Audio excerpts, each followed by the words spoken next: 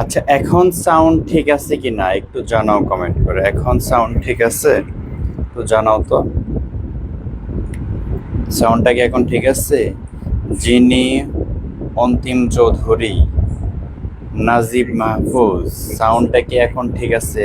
আমার মনে হচ্ছে সাউন্ডটা এখন ঠিক আছে, তোমরা একটু জানাও, তারপরও একটু ওভার শিওর হয়ে নি, একটু দ্রুত জানাও তো সাউন্ড ঠিক আছে কিনা। আচ্ছা, এখন ঠিক আছে, তার মানে আমি এতক্ষণ যেগুলো বললাম তোমরা তাহলে সেগুলো শোনো নাই। আচ্ছা, তাহলে একটু সংক্ষেপে আরেকবার একটু বলে দিই। সেটা হলো যে আজকের ক্লাসটা আমরা মূলত সাধারণ জ্ঞানের বাংলাদেশ বিষয়াবলী, তোমরা জানো যে তোমাদের বাংলাদেশ বিষয়াবলী থেকে বেশি কোশ্চেন এসে থাকে। হ্যাঁ, বাংলাদেশ বিষয়াবলীর উপরে একটা ম্যারাথন ক্লাস আজকে আমরা নিতে যাচ্ছি। প্রায় 71টার মতো কোশ্চেন আমরা রেখেছি, সেগুলো আমরা যথাসম্ভব ব্যাখ্যা সহকারে সলভ করার চেষ্টা করব, ঠিক আছে?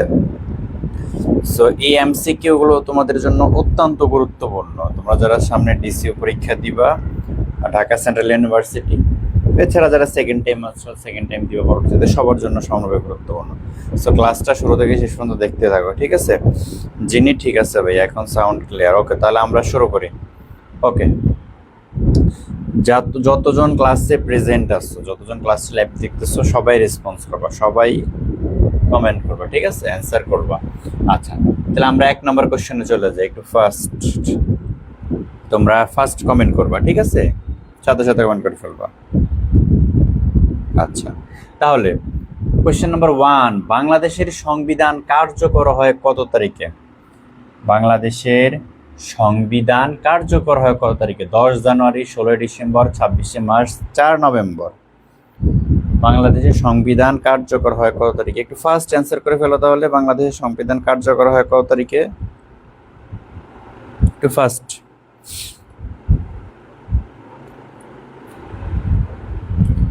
হ্যাঁ, কানিজ, সুবর্ণা, মিম। একের ক, তুমি বলতেছে একের ক। একের ক হবে 10 জানুয়ারি হবে। 10 জানুয়ারি 1972 বাংলাদেশ সংবিধান কার্যকর হয় না, এমন কিছু না তো।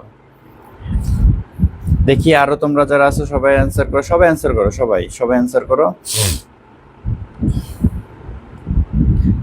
কোশ্চেনটা বোঝার চেষ্টা করো আগে। বাংলাদেশ সংবিধান কবে কার্যকর হয়? আমাদের কাছে জানতে চাইছে যে সংবিধান কবে কার্যকর হয়। দেখো এখানে 4টা তারিখ, 10 জানুয়ারি, 16 ডিসেম্বর, 26 মার্চ, 4 নভেম্বর, 372 সালে।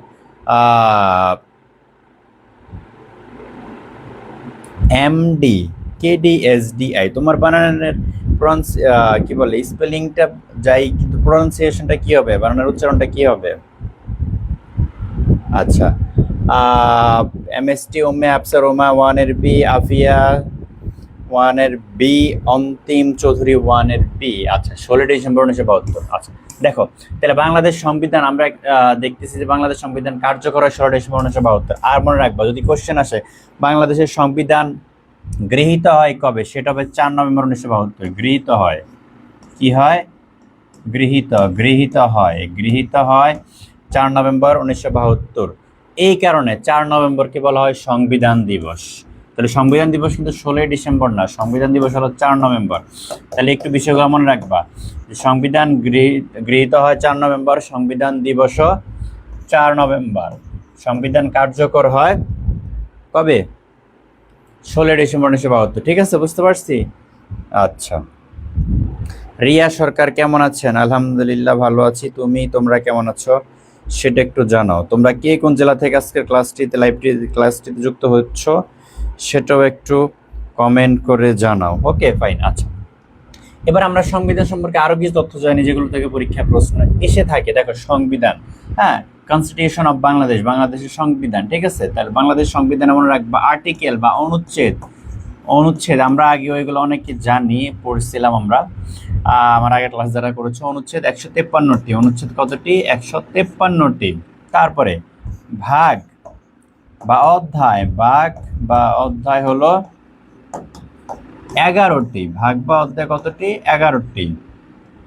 তফসিল, এই বিষয়গুলো একটু তোমরা কমেন্ট করে ফেলো। তফসিল 60টি। তফসিল কয়টি? 60টি। আর সর্বশেষ যেটা নিচে জায়গা আমি একটু ছোট করে লিখি, মূলনীতি। উপরে লিখি। হ্যাঁ, দেখো মূলনীতি, সংবিধানের মূলনীতি কয়টা? সংবিধানের মূলনীতি হলো চারটা মূলনীতি। আমরা একটু পরে দেখবো যে চারটা মূলনীতি কি কি।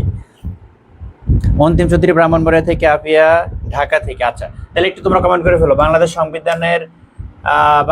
সংবিধানের অনুচ্ছেদ 153টি, ভাগ বা অধ্যায় 11টি, তফসিল 60টি, মূলনীতি 4টি। একটু কমেন্ট করে ফেলি। সাথী, বর্মন, বর্ষা, রংপুর। একটু দ্রুত আমরা কমেন্ট করে ফেলি।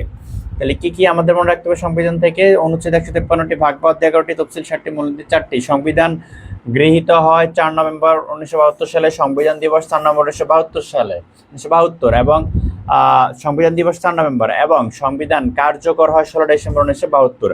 আচ্ছা, তোমরা এখান থেকে আরো একটু ইনফরমেশন মনে রাখবা যে বাংলাদেশের প্রথম জাতীয় নির্বাচন, অনেক সময় এই প্রশ্নটাও আসে, বাংলাদেশের প্রথম জাতীয় নির্বাচন অনুষ্ঠিত হয় 7 মার্চ, কত? 7 মার্চ 1973 সালে। বাংলাদেশের প্রথম জাতীয় নির্বাচন অনুষ্ঠিত হয় 7 মার্চ 1973 সালে।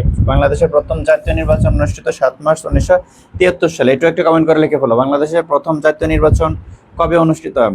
যতজন ক্লাসটিতে যুক্ত হচ্ছ সবাই কমেন্ট করবা, মাস্ট সবাই রেসপন্স করবা।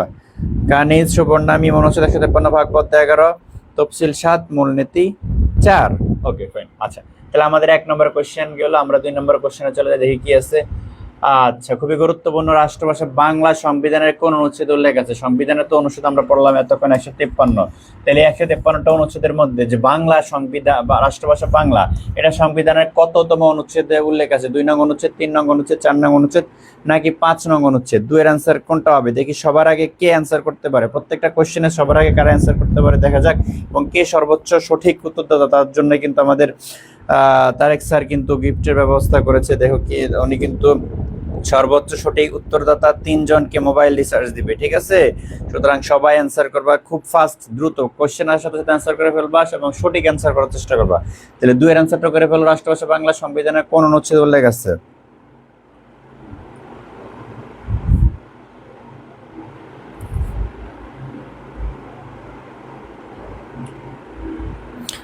আচ্ছা, তাইলে তোমরা এটা অ্যান্সার করতে থাকো। এছাড়াও তোমাদের সংবিধান সম্পর্কে আর যে অনুচ্ছেদটা খুবই গুরুত্বপূর্ণ সেটা আসে যে আইনের দৃষ্টিতে সবাই সমান। আইনের দৃষ্টিতে সবাই সমান। কমেন্ট করছো? একটু ফাস্ট কমেন্ট করে ফেলে আমরা। আইনের দৃষ্টিতে সবাই সমান, অল আর ইকুয়াল বিফোর ল। আইনের দৃষ্টিতে সবাই সমান, এটা আছে সংবিধানের 27 নং অনুচ্ছেদে। কত নম্বর অনুচ্ছেদে? এটা আসে পরীক্ষায় প্রায়। যে আইনের দৃষ্টিতে নারী পুরুষ সবাই সমান, এটা সংবিধানের কত নম্বর অনুচ্ছেদে আছে? 27 নম্বর অনুচ্ছেদে। তাহলে একটু কমেন্ট লিখে ফেলো তোমরা, আইনের দৃষ্টিতে সবাই সমান এটা সংবিধানের কত নং অনুচ্ছেদে আছে? 27 নম্বর। আচ্ছা, এটা গেল।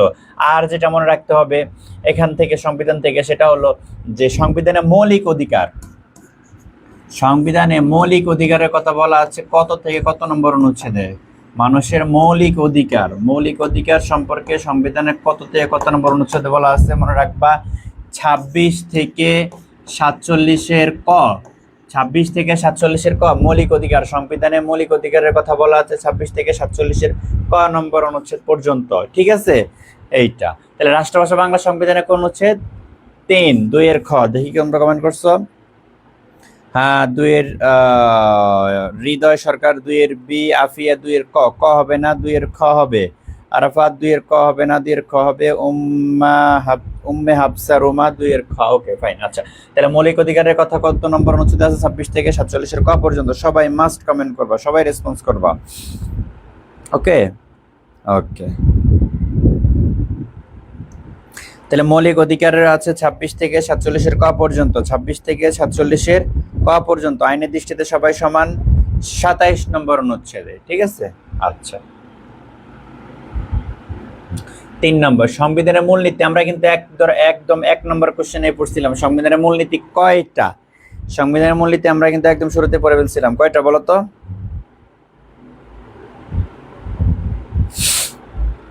সংবিধানের মূলনীতি আমরা একটু আগে পড়ছি কি কি?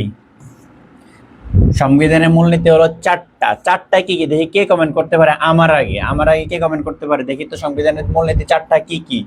সংবিধানের মূলনীতি 4টা কি কি? জাতীয়তাবাদ, বাঙালি জাতীয়তাবাদ আর কি, হ্যাঁ জাতীয়তাবাদ, সমাজতন্ত্র, গণতন্ত্র, ধর্মনিরপেক্ষতা, ধর্মনিরপেক্ষতা। তাহলে কয়টা হলো? একটা, দুইটা, তিনটা, চারটা। তাহলে সংবিধানের মূলনীতি চারটা কি কি কমেন্ট করে ফেলো সবাই। জাতীয়তাবাদ, সমাজতন্ত্র, গণতন্ত্র, ধর্মনিরপেক্ষতা। জাতীয়তাবাদ, সমাজতন্ত্র, গণতন্ত্র, ধর্মনিরপেক্ষতা। Nationalism, socialism, democracy, secularism. Nationalism, socialism, democracy, secularism. ঠিক আছে, সংবিধানের মূলনীতি তাহলে কয়টা? চারটা। কমেন্ট করছো তোমরা? হ্যাঁ, এই যে সবাই কি সুন্দর কমেন্ট করে ফেলছে। Good, very good. Sajoy Pal, 3-এর খ। হ্যাঁ, কানিজ, সুবর্ণা, মিম, জাতীয়তাবাদ, সমাজতন্ত্র, গণতন্ত্র, ধর্মনিরপেক্ষতা। গুড, ভেরি গুড, সবাই কমেন্ট করে ফেলবা। ওকে, তাহলে বুঝতে পারছি আমরা সংবিধানের মূলনীতিগুলা। ইংরেজিও অনেক সময় এগুলো আসে, যে জাতীয়তাবাদের ইংরেজি কি তোমরা জানো? দেখি তোমরা একটু লিখে ফেলো, আমি লিখে দিই, তোমরা লিখে ফেলো। জাতীয়তাবাদ হলো ন্যাশনালিজম, ন্যাশনালিজম কমেন্ট করে ফেলো। সমাজতন্ত্র, সোশিয়ালিজম, সোশিয়ালিজম। গণতন্ত্র, ডেমোক্রেসি। লিখে ফেলো, সবাই লিখে ফেলো, ডেমোক্রেসি। তারপরে ধর্মনিরপেক্ষতা, সেকুলারিজম। সবাই লিখে ফেলি আমরা ইংরেজি পারিভাষিক শব্দগুলো লিখে ফেলি। আচ্ছা, ওকে, তাহলে আমরা 4 নম্বরের কোশ্চেনে চলে যাই এবার। লিখছো সবাই?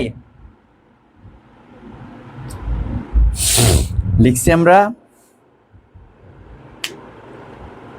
Good, very good. দেখো 4 নম্বর কোশ্চেনটা, প্রধান নির্বাচন কমিশন, ইসি, ইলেকশন কমিশন। হ্যাঁ, প্রধান নির্বাচন কমিশনারের মেয়াদকাল কত বছর? 4 বছর, 5 বছর, 3 বছর নাকি 7 বছর? প্রধান নির্বাচন কমিশনারের মেয়াদকাল কত বছর? একটু ফার্স্ট কমেন্ট করে ফেলি আমরা।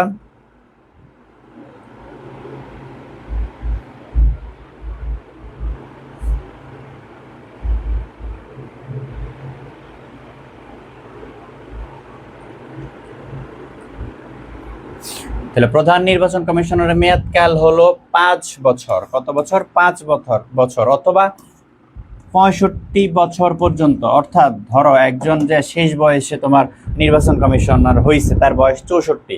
এখন তার ক্ষেত্রে কি 5 বছর কার্যকর হবে না? তার যখন 65 বছর হবে, সেটা যদি 3 মাস পরে হয়, 6 মাস পরে হয়, সে শেষ। তাহলে 65 বছর, 5 বছর সাধারণত। তার মানে তার বয়স যদি 60 হয়, তার সে 5 বছর করতে পারবে, 59 হলে করতে পারবে, 61 হলে 4 বছর করতে পারবে। তার মানে 5 ঠিক আছে, তবে সেটা 65-এর উপরে হতে পারবে না, সর্বোচ্চ 65 বছর পর্যন্ত। ঠিক আছে, আচ্ছা। এরপরে যে প্রধান নির্বাচন কমিশনার, প্রধান নির্বাচন কমিশন, মনে রাখবে এটা, এই যে নির্বাচন কমিশন সম্পর্কে সংবিধানে বর্ণিত আছে 118 নম্বর অনুচ্ছেদে।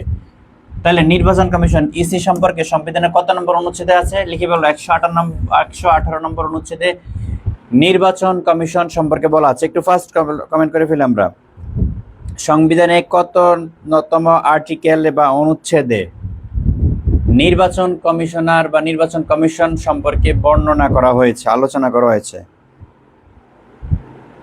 তাহলে নির্বাচন কমিশনের সর্বোচ্চ বয়স হলো 65, এটাও লেখো। হ্যাঁ, আচ্ছা, তাহলে কত নম্বর অনুচ্ছেদে আছে? 118। আর কি মনে রাখতে হবে? মনে রাখতে হবে যে নির্বাচন কমিশনের একজন থাকবে প্রধান নির্বাচন কমিশনার, একজন থাকবে প্রধান নির্বাচন কমিশনার, এবং তার সাথে সর্বোচ্চ 4 জন অন্যান্য কমিশনার। মানে প্রধান থাকবে একজন, আরো থাকবে সর্বোচ্চ 4 জন থাকতে পারে, 1, 2 জন, 3 জন থাকতে পারে, সমস্যা নেই, কিন্তু সর্বোচ্চ 4 জন, মানে সর্বমোট সর্বোচ্চ 5 জন, এর বেশি হতে পারবে না। প্রধান থাকবে একজন, আর অন্যান্য সদস্য থাকবে 4 জন, মোট 5 জন। এবং মনে রাখবা, এই যে নির্বাচন কমিশনের কমিশনারগণ, প্রধান নির্বাচন কমিশনার বা অন্যান্য নির্বাচন কমিশনার, এদেরকে শপথ পড়ান রাষ্ট্রপতি। এদেরকে শপথ পড়ান কে? রাষ্ট্রপতি। তাহলে প্রধান নির্বাচন কমিশনার এবং অন্যান্য নির্বাচন কমিশনার, এনাদেরকে শপথ পাঠ করান কে? রাষ্ট্রপতি।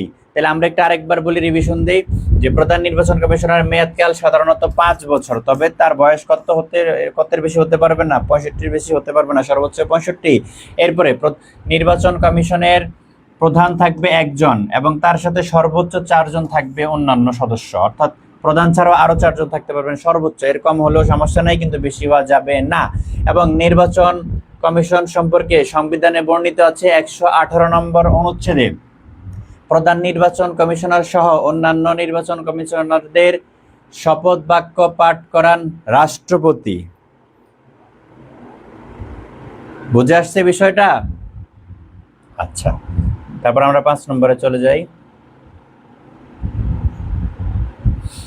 বাংলাদেশ জাতীয় সংসদে কোরাম হয় কত সদস্যের উপস্থিতিতে? বাংলাদেশ জাতীয় সংসদে কোরাম হয় কত সদস্যের উপস্থিতিতে? 57, 60, 62 নাকি 65? কি হবে সঠিক অ্যান্সার? একটু ফার্স্ট কমেন্ট করে ফেলি আমরা 5 নাম্বারটা।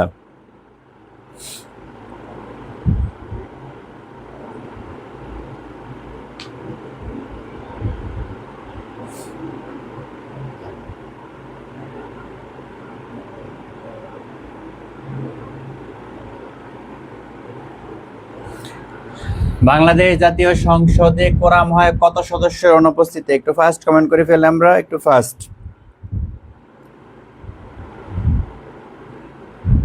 আচ্ছা দেখো 60 জন।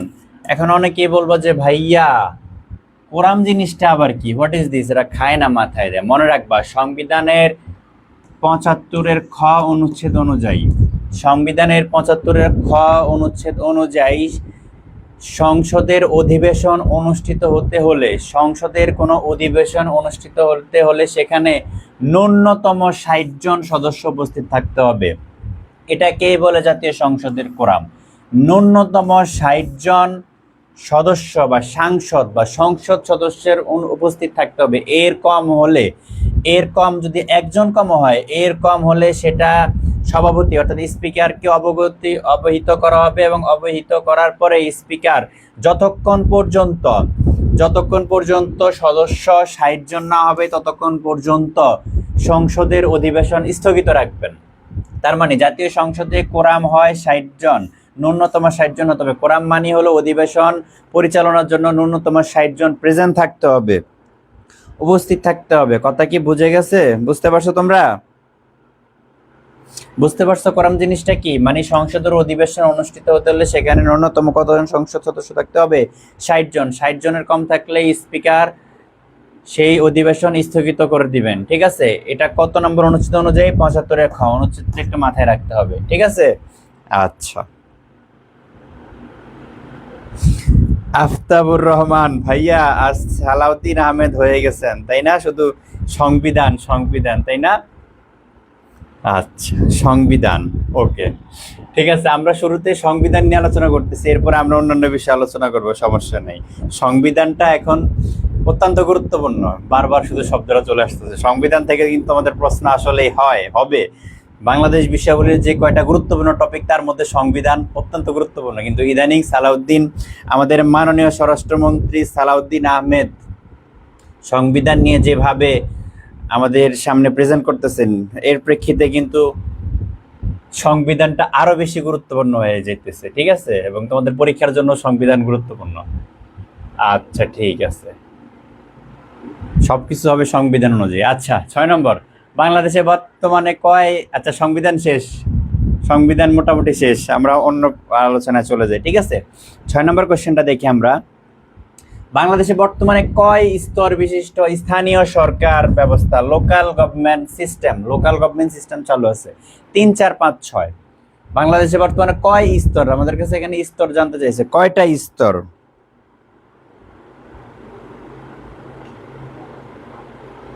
সিনথিয়া ইসলাম ইম্পর্টেন্ট জিকে সাজেশন দিয়ে না। আজকের ক্লাসে আমরা যে 71টা এমসিকিউ রেখেছি বাংলাদেশ বিশ্ববিদ্যালয় থেকে, প্রত্যেকটা খুবই গুরুত্বপূর্ণ। এবং 71টা এমসিকিউ যে শুধু 71টা পড়াইতেছি তা না, প্রত্যেকটা থেকে আরো 4-5টা ইনফরমেশন দিচ্ছি ব্যাখ্যা সহকারে। অ্যাজ এ রেজাল্ট আমাদের কিন্তু 71 × 4, 5 অর্থাৎ প্রায় 300-400 এমসিকিউ আমাদের আজকে কিন্তু হয়ে যাইতেছে একটা ক্লাসে বাংলাদেশ বিশ্ববিদ্যালয়ের উপরে। তোমরা প্রথম থেকে শেষ পর্যন্ত ক্লাসটা দেখতে থাকো। ঠিক আছে? তাহলে বাংলাদেশে বর্তমানে কয় স্তর বিশিষ্ট স্থানীয় সরকার ব্যবস্থা আছে? কয় স্তর বিশিষ্ট? 6-এর অ্যান্সার কি হবে? কেউ বলতেছো খ, কেউ গ, কেউ ক, সবই বলতেছো। ঘ বলো না কেন? ঘ বলে ফেলো। আচ্ছা দেখো, বাংলাদেশে বর্তমানে কয় স্তর বিশিষ্ট? যতজন তোমরা ক্লাসটা লাইভে দেখতেছো, যুক্ত আছো, সবাই মাস্ট কমেন্ট করবে, সবাই রেসপন্স করবে, ঠিক আছে? আর বাংলাদেশে বর্তমানে কয় স্তর বিশিষ্ট স্থানীয় সরকার ব্যবস্থা দেখি আমরা। দেখো, লোকাল গভর্নমেন্ট সিস্টেম এটা হয় মূলত দুই ধরনের। একটা হলো যে জেলা পরিষদ সংক্রান্ত যেটা, অর্থাৎ ধরো তোমার ইউনিয়ন পরিষদ, উপজেলা পরিষদ,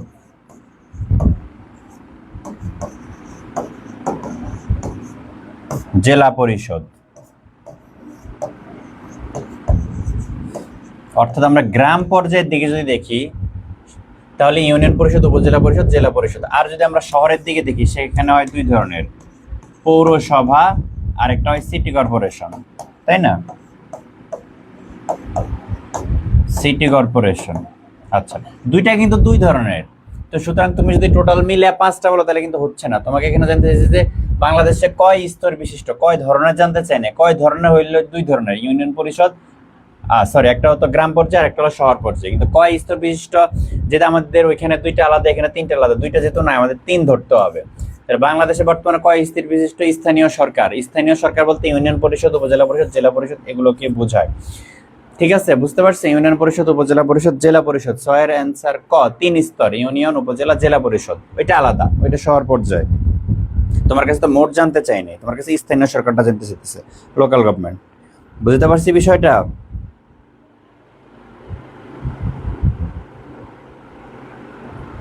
মানে এগুলো হলো গ্রামীণ পর্যায়ে আর ওগুলো হলো শহর কেন্দ্রিক, ঠিক আছে? আচ্ছা,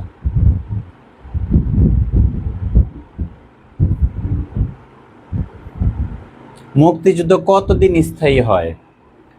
265, 266, 267, 268 দিন। কতদিন বলো তো?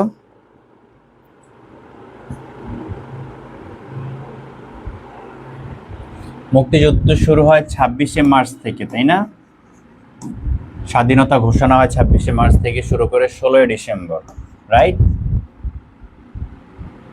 16 ডিসেম্বর, প্রায় 9 মাস। এটাকে আমরা যদি ক্যালকুলেট করি সেক্ষেত্রে আমরা পাবো 265 দিন। মুক্তিযুদ্ধ কতদিন স্থায়ী ছিল তাহলে? 265 দিন, ঠিক আছে?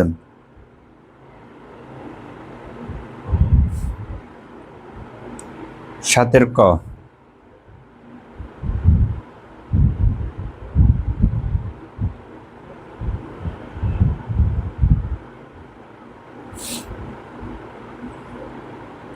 ক্যালকুলেট করো, দেখো 26শে মার্চ থেকে 16 ডিসেম্বর কতদিন আসে, যতদিন আসে সেটাই ক্যালকুলেট করো তোমরা। ক্যালকুলেট করে দেখো কতদিন আসে।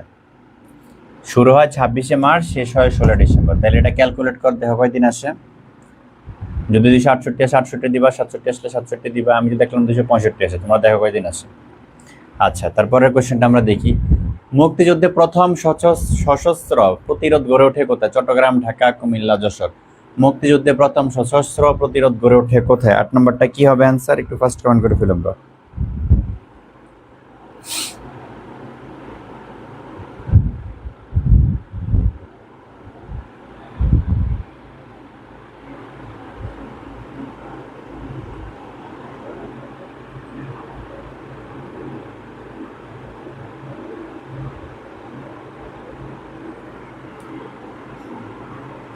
মুক্তিযুদ্ধে প্রথম সশস্ত্র প্রতিরোধ গড়ে ওঠে চট্টগ্রামে। কিভাবে জানো? 25শে মার্চ কাল রাত্রে অপারেশন সার্চলাইট, অর্থাৎ ওই দিন হামলা পাকিস্তানি হানাদার বাহিনী কর্তৃক আক্রমণের পরে 26শে মার্চ থেকে যখন আমাদের প্রতিরোধ শুরু হয়, সর্বপ্রথম চট্টগ্রামে মেজর জিয়াউর রহমানের নেতৃত্বে সশস্ত্র প্রতিরোধ গড়ে ওঠে। সশস্ত্র প্রতিরোধ প্রথম তাহলে গড়ে ওঠে কোথায়? চট্টগ্রামে। মেজর জিয়াউর রহমানের নেতৃত্বে অষ্টম, একটু লিখে রাখো তোমরা বিষয়গুলো, অষ্টম ইস্ট বেঙ্গল রেজিমেন্ট, এই বিষয়গুলো একটু খেয়াল রাখবা। অষ্টম ইস্ট বেঙ্গল রেজিমেন্টের বাঙালি সেনারা মেজর জিয়াউর রহমানের নেতৃত্বে শহীদ প্রেসিডেন্ট মেজর জিয়াউর রহমানের নেতৃত্বে প্রথম সশস্ত্র প্রতিরোধ গড়ে তোলেন কোথায়? চট্টগ্রামে। বোঝা গেছে বিষয়টা? তাহলে 8 এর অ্যান্সার কি? চট্টগ্রাম। ওকে, 9 নম্বরটা দেখি। মুক্তিযুদ্ধের সময় ঢাকা শহর কোন সেক্টর অধীনে ছিল? 3, 2, 1, 4। 8 এর ক, 8 এর ক, 8 এর ক, 8 এর আরাফাত, 8 এর ঘ। ঘ হবে না, যশোর হবে না, ক হবে। হ্যাঁ, আচ্ছা। তাহলে আমরা 9 নম্বরটা দেখি। মুক্তিযুদ্ধের সময় ঢাকা শহর কোন সেক্টরের অধীনে ছিল? 3 নাম্বার, 2 নাম্বার, 1 নাম্বার নাকি 4 নাম্বার? কি হবে তাহলে অ্যান্সার? একটু ফার্স্ট কমেন্ট করে ফেলি আমরা।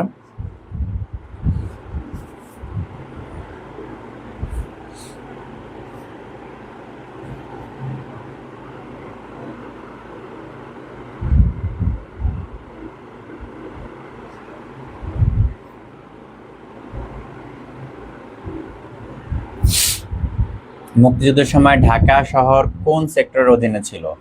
2 নম্বর সেক্টর। কত? 2 নম্বর সেক্টর। মনে রাখবা, ঢাকা, এদিকে নারায়ণগঞ্জ, এদিকে কি বলে এটাকে, নরসিংদী, গাজীপুর, এইগুলার কিছু অংশ বিশেষ নিয়ে এটা ছিল 2 নম্বর।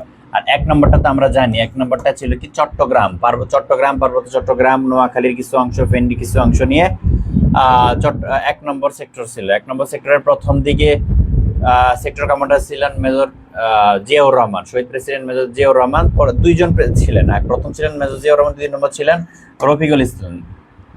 প্রথম ছিলেন জিয়াউর রহমান, মেজর জিয়াউর রহমান, 1 নম্বর সেক্টর কমান্ডার। তিনি ছিলেন, তেনার পরবর্তীতে ছিলেন রফিকুল ইসলাম, মেজর রফিকুল ইসলাম। হ্যাঁ, 1 নম্বর সেক্টরের কথা বলতেছি। বোঝা গেছে বিষয়টা?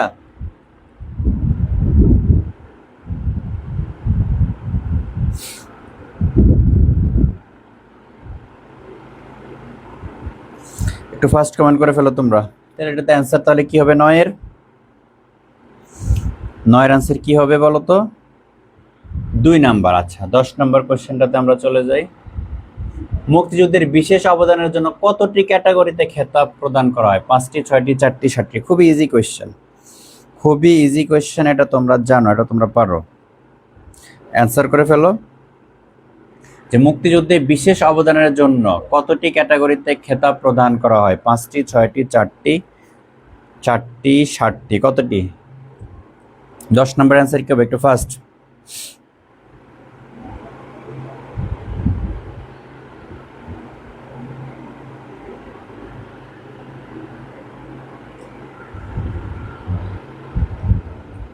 আচ্ছা, মুক্তিযুদ্ধে বিশেষ অবদানের জন্য 4টা আমরা একটু লিখে ফেলি, কমেন্ট করে ফেলবো তোমরা সবাই। কি কি আমরা জানি? এটা বীর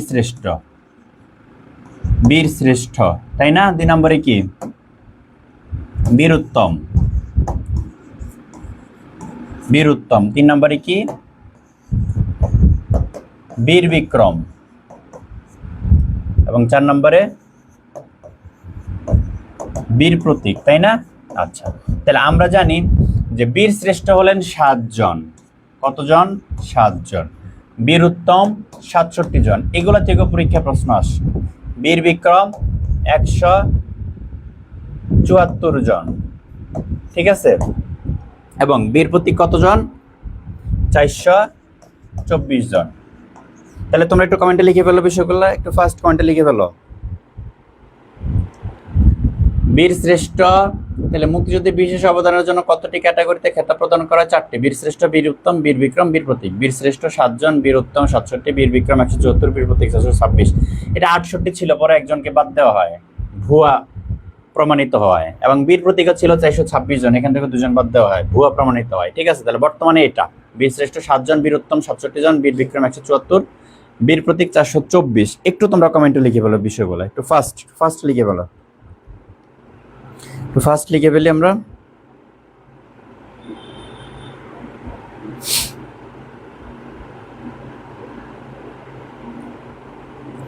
হ্যাঁ, আফতাবুর রহমান বীর শ্রেষ্ঠ 7, বীর উত্তম 67, বীর বিক্রম 174, বীর প্রতীক 424। আচ্ছা, মনে রাখবা এই যে এগুলা কিন্তু এক ধরনের অবদানের জন্য অবদান বা পুরস্কার, বিশেষ পুরস্কার। বাংলাদেশে মনে রাখবা 2 ধরনের পুরস্কার হয় রাষ্ট্র থেকে, একটা হলো সামরিক আর একটা হলো বেসামরিক।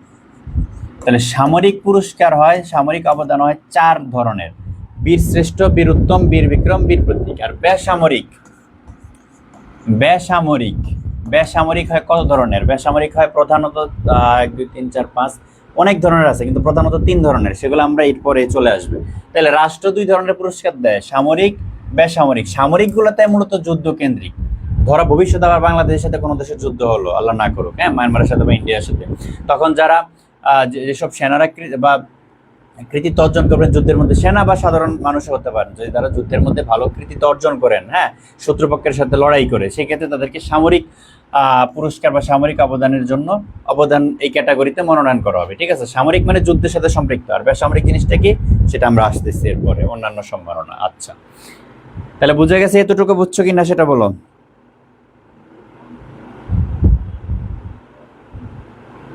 ওকে, ফাইন। 1971-এ কি হয়েছে? যে 1971 সালে মুক্তিযুদ্ধে বিশেষ অবদানের জন্য কোন 2 নারীকে বীর প্রতীক উপাধিতে ভূষিত করা হয়? তারামন বিবি ও ময়মুনা বিবি, সিতারা বেগম, ময়মুনা বিবি, তারামন বিবি, সিতারা বেগম, ময়মুনা বিবি, তারামন বিবি, বিবি বিবি, সব বিবি, বেগম ও বেগম আছে একজন না। আচ্ছা, তাহলে কোনটা হবে অ্যান্সার? 11 অ্যান্সার কি হবে? একটু ফার্স্ট কমেন্ট করে ফেলি আমরা। 11 অ্যান্সারটা কি হবে? সবাই কমেন্ট করবা।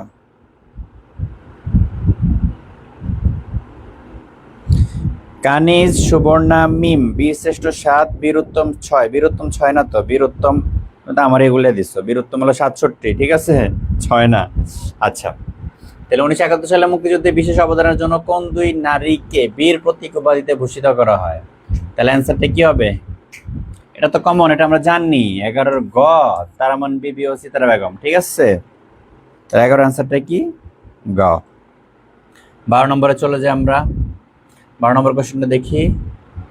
দেখো, দক্ষিণ আমেরিকা মহাদেশের কোন দেশ প্রথম বাংলাদেশকে স্বীকৃতি প্রদান করে? এই ভালো কথা, তোমরা খেলা দেখো? সরি, শিক্ষামন্ত্রীর মতো হয়ে যাচ্ছে। তোমরা খেলা দেখো? এই যে ফিফা চলতেছে, বিশ্বকাপ, ওয়ার্ল্ড কাপ, তোমরা খেলা দেখো? প্রথম ম্যাচ ছিল কবে বলো তো? ফিফার প্রথম উদ্বোধনী ম্যাচ ছিল কবে এবং ফাইনাল ম্যাচ কবে? দেখি তোমরা জানো কিনা। এগুলো থেকে কিন্তু তোমাদের কোশ্চেন আসে, খেলাধুলা থেকে কিন্তু কোশ্চেন আসে। ফিফার উদ্বোধনী ম্যাচ ছিল কবে এবং ফাইনাল ম্যাচ অনুষ্ঠিত হবে কবে? দেখি কে জানো? উদ্বোধনী ম্যাচ অনুষ্ঠিত হয়েছিল কবে আর ফাইনাল ম্যাচ অনুষ্ঠিত হবে কবে, কয় তারিখে? আর আয়োজক দেশ কোন দেশগুলো? আয়োজক দেশ তো আমরা জানি 3টা: ইউএসএ, কানাডা, মেক্সিকো, তাই না? এই 3টা আয়োজক দেশ, ইউএসএ, কানাডা, মেক্সিকো, 3টা আয়োজক দেশ। হ্যাঁ, এই 3টার বিভিন্ন স্টেডিয়ামে খেলা হচ্ছে। তো প্রথম ম্যাচ, উদ্বোধনী ম্যাচ হয়েছিল 11 জুন, তাই না, উদ্বোধনী ম্যাচ। আর ফাইনাল ম্যাচ হবে 17 জুলাই। এগুলো একটু মাথায় রাখতে হবে। আজকে সকালে ভোরে 4টায় কোন দেশের খেলা ছিল যেন? ব্রাজিল আর মরক্কো, তাই না? Brazil Morocco 1-1। কেউ বলছে যে 7 দেখে, কেউ বলছে যে ব্রাজিল 7টা দিবে, মরক্কো 1টা, মরক্কো 7টা দিয়ে ব্রাজিল 1টা। কত প্রেডিকশন, তাই না? বাট আলটিমেটলি কি হলো? 1-1। আচ্ছা, যাই হোক, তাহলে 11 জুন 17 জুলাই উদ্বোধনী ম্যাচ, 11 জুন, এবং ফাইনাল ম্যাচ 17 জুলাই। আচ্ছা, ফাইনাল ম্যাচে কোন কোন দল যেতে পারে বলো দেখি, তোমাদের প্রেডিকশন। তোমরা প্রেডিকশন করো, আমরা স্ক্রিনশট রাখবো, এবং তারটা যদি সত্য হয় তোমরা প্রেডিকশন করো। যতজন ক্লাসটিতে লাইভ দেখতেছো সবাই প্রেডিকশন করো যে ফাইনাল ম্যাচে কোন কোন দল যেতে পারে এবং কোন দল জিততে পারে। প্রেডিকশন করো এবং আমরা স্ক্রিনশট রেখে দিব তোমাদের এগুলা। এবং যারটা সঠিক হবে তার জন্য বিশেষ পুরস্কার থাকবে, দেখি বলো তো কোন কোন দল ফাইনালে যেতে পারে এবং কোন দল জিততে পারে? সবাই বলো। যারটা হবে তার জন্য কিন্তু বিশেষ পুরস্কার থাকবে। আহ, রোমান শেখ আর্জেন্টিনা বনাম মরক্কো, কোনটা ফাইনালে? আর্জেন্টিনা বনাম মরক্কো। আচ্ছা, তারপরে Aftabur Rahman England versus Portugal.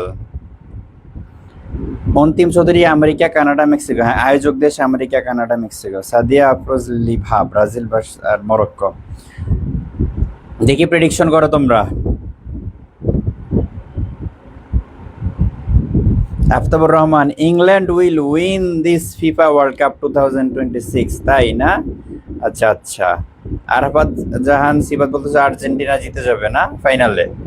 Okay, let's see, দেখা যাক। সবাই প্রেডিকশন করো, সবাই কমেন্ট করো।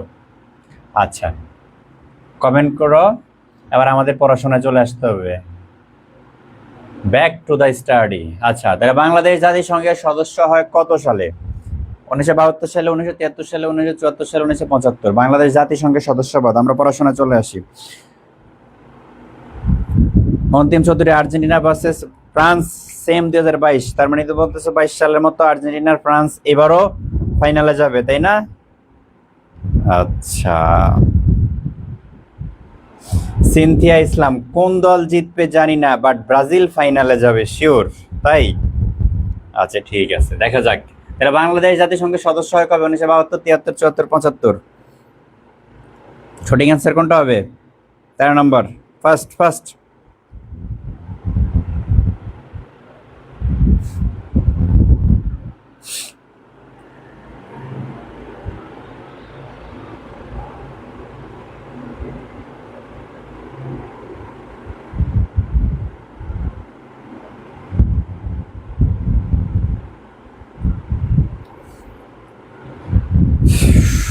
আচ্ছা, দেখো, মনে রাখবা বাংলাদেশ 1974 সালের 17ই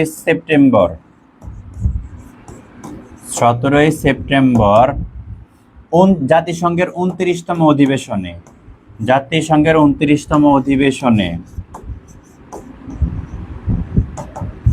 136তম সদস্য হিসেবে 136তম সদস্য হিসেবে মনোনয়ন পায় বা মনোনীত হয়। এর বাংলাদেশ জাতিসংঘের সদস্য 1974 সালের 17ই সেপ্টেম্বর 29তম অধিবেশনে 136তম সদস্য হিসেবে, ঠিক আছে? আর জাতিসংঘ দিবস একটু মনে রাখো। জাতিসংঘ দিবস কই? জাতিসংঘ দিবস হলো 24 অক্টোবর। জাতিসংঘ দিবস 24শে অক্টোবর। এটা পরীক্ষা প্রশ্ন আসে। জাতিসংঘ দিবস কবে? জাতিসংঘ দিবস হলো 24 অক্টোবর, ঠিক আছে? জাতিসংঘের সাধারণ পরিষদের 29তম অধিবেশনে বাংলাদেশ কি হয়? সদস্যপদ পায়, ঠিক আছে? অনেকে বলছে 1972, যেমন রোমান শেখ। 72 বাংলাদেশ কমনওয়েলথের সদস্য হয়। 72 বাংলাদেশ কমনওয়েলথের সদস্য হয়, কমনওয়েলথের, ঠিক আছে? এটা একটু মনে রাখবা।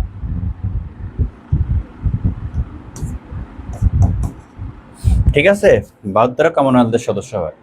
74 আরেকটার সদস্য হয় বাংলাদেশ, সেটা কি জানো? OIC, organisation of Islamic cooperation, ওআইসির সদস্য হয়। বলে দিচ্ছি, এটা মনে সম্ভবত পরের কোয়েশ্চেন। আচ্ছা, দেখি আমরা পরের কোয়েশ্চেনে যাই। 14 নম্বরটা কি আছে?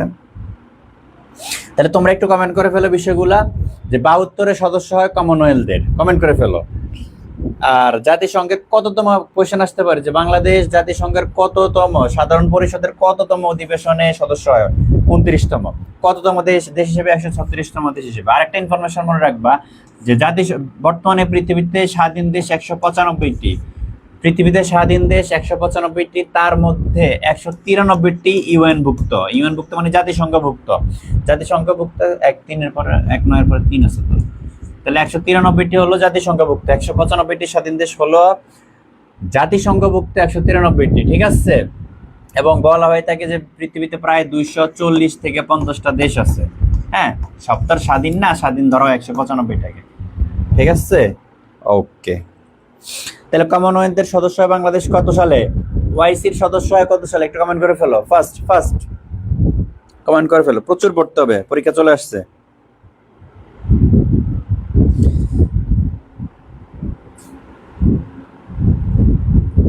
থমিনা আফরোজ ইলিজা, তোমার নামের উচ্চারণটা কি হবে? থমিনা না তাহমিনা? যাই হোক, তাহলে আমিনা আপনাকে আই এডুকেশনের কোর্সে দেখেছি জি কে ক্লাস নিতে, এম আই রাইট? আল্লাহ তাই? সত্যি? আচ্ছা, তাহলে কানিজ, সুবর্ণা, মিম, স্বাধীন দেশ 195, ইউএন বা জাতিসংঘভুক্ত 193, অন্তিম চৌধুরী 136 নম্বর কান্ট্রি হিসেবে অ্যাড করা হয় 1974। Good, very good, clear? বুঝতে পারছি? ওকে। এই দেখো ওআইসি, আমি বলে দিছি একটু আগে, তাহলে তোমরা অ্যান্সার করে ফেলো ফার্স্ট। বাংলাদেশ ওআইসির সদস্য হয় কত সালে? বাংলাদেশ ওআইসির সদস্য হয় কত সালে? তো বললাম মাত্র।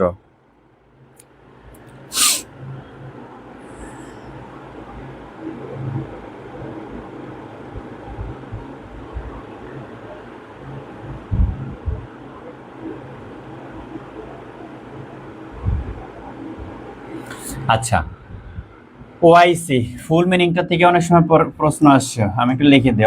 তোমরা সাথে সাথে লিখে ফেলো, organisation of Islamic cooperation. Organisation of Islamic cooperation, OIC, প্রতিষ্ঠিত হয় 1969 সালে। 1969 সালে প্রতিষ্ঠা হয় মরক্কোর রাবাতে। কোথায়? মরক্কোর রাবাতে। প্রতিষ্ঠাকালীন সদস্য ছিল 24টা। একবার ইংলিশ একবার বাংলা, তোমরা তো ভুলে ফেলবা। হ্যাঁ, আমি সব ইংলিশ ইজি। 24টা প্রতিষ্ঠাকালীন সদস্য ছিল, 24টা। বিষয়গুলো একটু মনোযোগ দিয়ে দেখো। অর্গানাইজেশন অফ ইসলামিক কোঅপারেশন প্রতিষ্ঠা 1969 সালে মরক্কোর রাবাতে। সদস্য কি বলে, মানে তখন সেটা সদর দপ্তর ছিল মরক্কোর রাবাতে। তখন সদস্য ছিল 24টি, প্রতিষ্ঠাকালীন সদস্য 24টি। বর্তমানে সদস্য 57টি। বর্তমানে সদস্য কতটি? 57টি। এবং বাংলাদেশ যখন 1974 সালে 23 ফেব্রুয়ারিতে সদস্য হয়, বাংলাদেশ যখন 1974 সালের 23 ফেব্রুয়ারি সদস্য হয়, বাংলাদেশ তখন 32তম দেশ হিসেবে সদস্য লাভ করে, 32তম দেশ হিসেবে। এবং তখন কিন্তু মরক্কোর রাবাতে সদর দপ্তর ছিল। বর্তমানে কিন্তু আর মরক্কোর রাবাতে সদর দপ্তর নয়, বর্তমান সদর দপ্তর হলো সৌদি আরবের জেদ্দা। সৌদি আরবের কোথায়? জেদ্দা। দেখো আমি আবার বলি, তাহলে একটু ক্লিয়ার হয়ে যাবে তোমাদের বিষয়গুলো। আবার বলি বিষয়গুলো কি কি, আবার একটু ক্লিয়ার করে বলি। আমরা বলতেছি ওআইসি সম্পর্কে। ওআইসি কি? Organisation of Islamic cooperation. হ্যাঁ, মুসলিম দেশগুলোর এটি একটি সংস্থা। হ্যাঁ, অর্গানাইজেশন অফ ইসলামিক কোঅপারেশন, যেটি প্রতিষ্ঠিত হয় 1969 সালে। প্রতিষ্ঠিত হয় মরক্কোর রাবাতে। মরক্কো আজকে খেলা ছিল কার? ব্রাজিল আর মরক্কো না? হ্যাঁ, মরক্কোর রাবাতে। প্রতিষ্ঠাকালীন সদস্য ছিল তখন 24টা দেশ। কয়টা দেশ? 24টা দেশ। কিন্তু বর্তমানে এসে সদস্য হয়ে গেছে কয়টা? 57টা। এবং বাংলাদেশ যখন 1974 সালে 23 ফেব্রুয়ারি সদস্যপদ লাভ করে, তখন বাংলাদেশ 32তম সদস্য হিসেবে সদস্যপদ লাভ করে। আচ্ছা, তাহলে 1969 সালে এটা সদর দপ্তর ছিল মরক্কোর রাবাতে, কিন্তু বর্তমানে ওআইসি সদর দপ্তর হলো সৌদি আরবের জেদ্দায়। তুমি বর্তমানটা একটু মনে রাখবা, সৌদি আরবের জেদ্দায় সদর দপ্তর, বর্তমান সদস্য দেশ 57টি। Am I clear? Am I clear or not? Good. Abtabur Rahman, Organization of Islamic Cooperation, 1969, Morocco, Rabat, 24 members. Founding member ছিল 24, তাই না? প্রতিষ্ঠাকালীন সদস্য, founding members 24. Now at present there are 57 members in the OIC, right? Okay. Concept clear?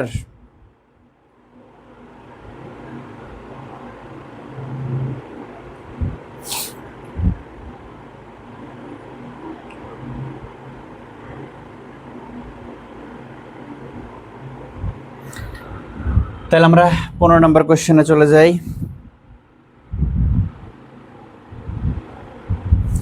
CTBT, Bangladesh কত সালে CTBT অনুমোদন করে? What is CTBT? এটা কি খায় না গায়ে দেয় না মাথায় দেয়? সিটিবিটি আবার কি জিনিস? জানো, যারা জানো তারা জানো, যারা জানো না তারা জানবা, সমস্যা নেই। তাহলে বাংলাদেশ কোন সালে সিটিবিটি অনুমোদন করে? 1999, 2000, 2001, 2002। বাংলাদেশ কত সালে সিটিবিটি অনুমোদন করে? একটু বলে ফেলি আমরা একটু first.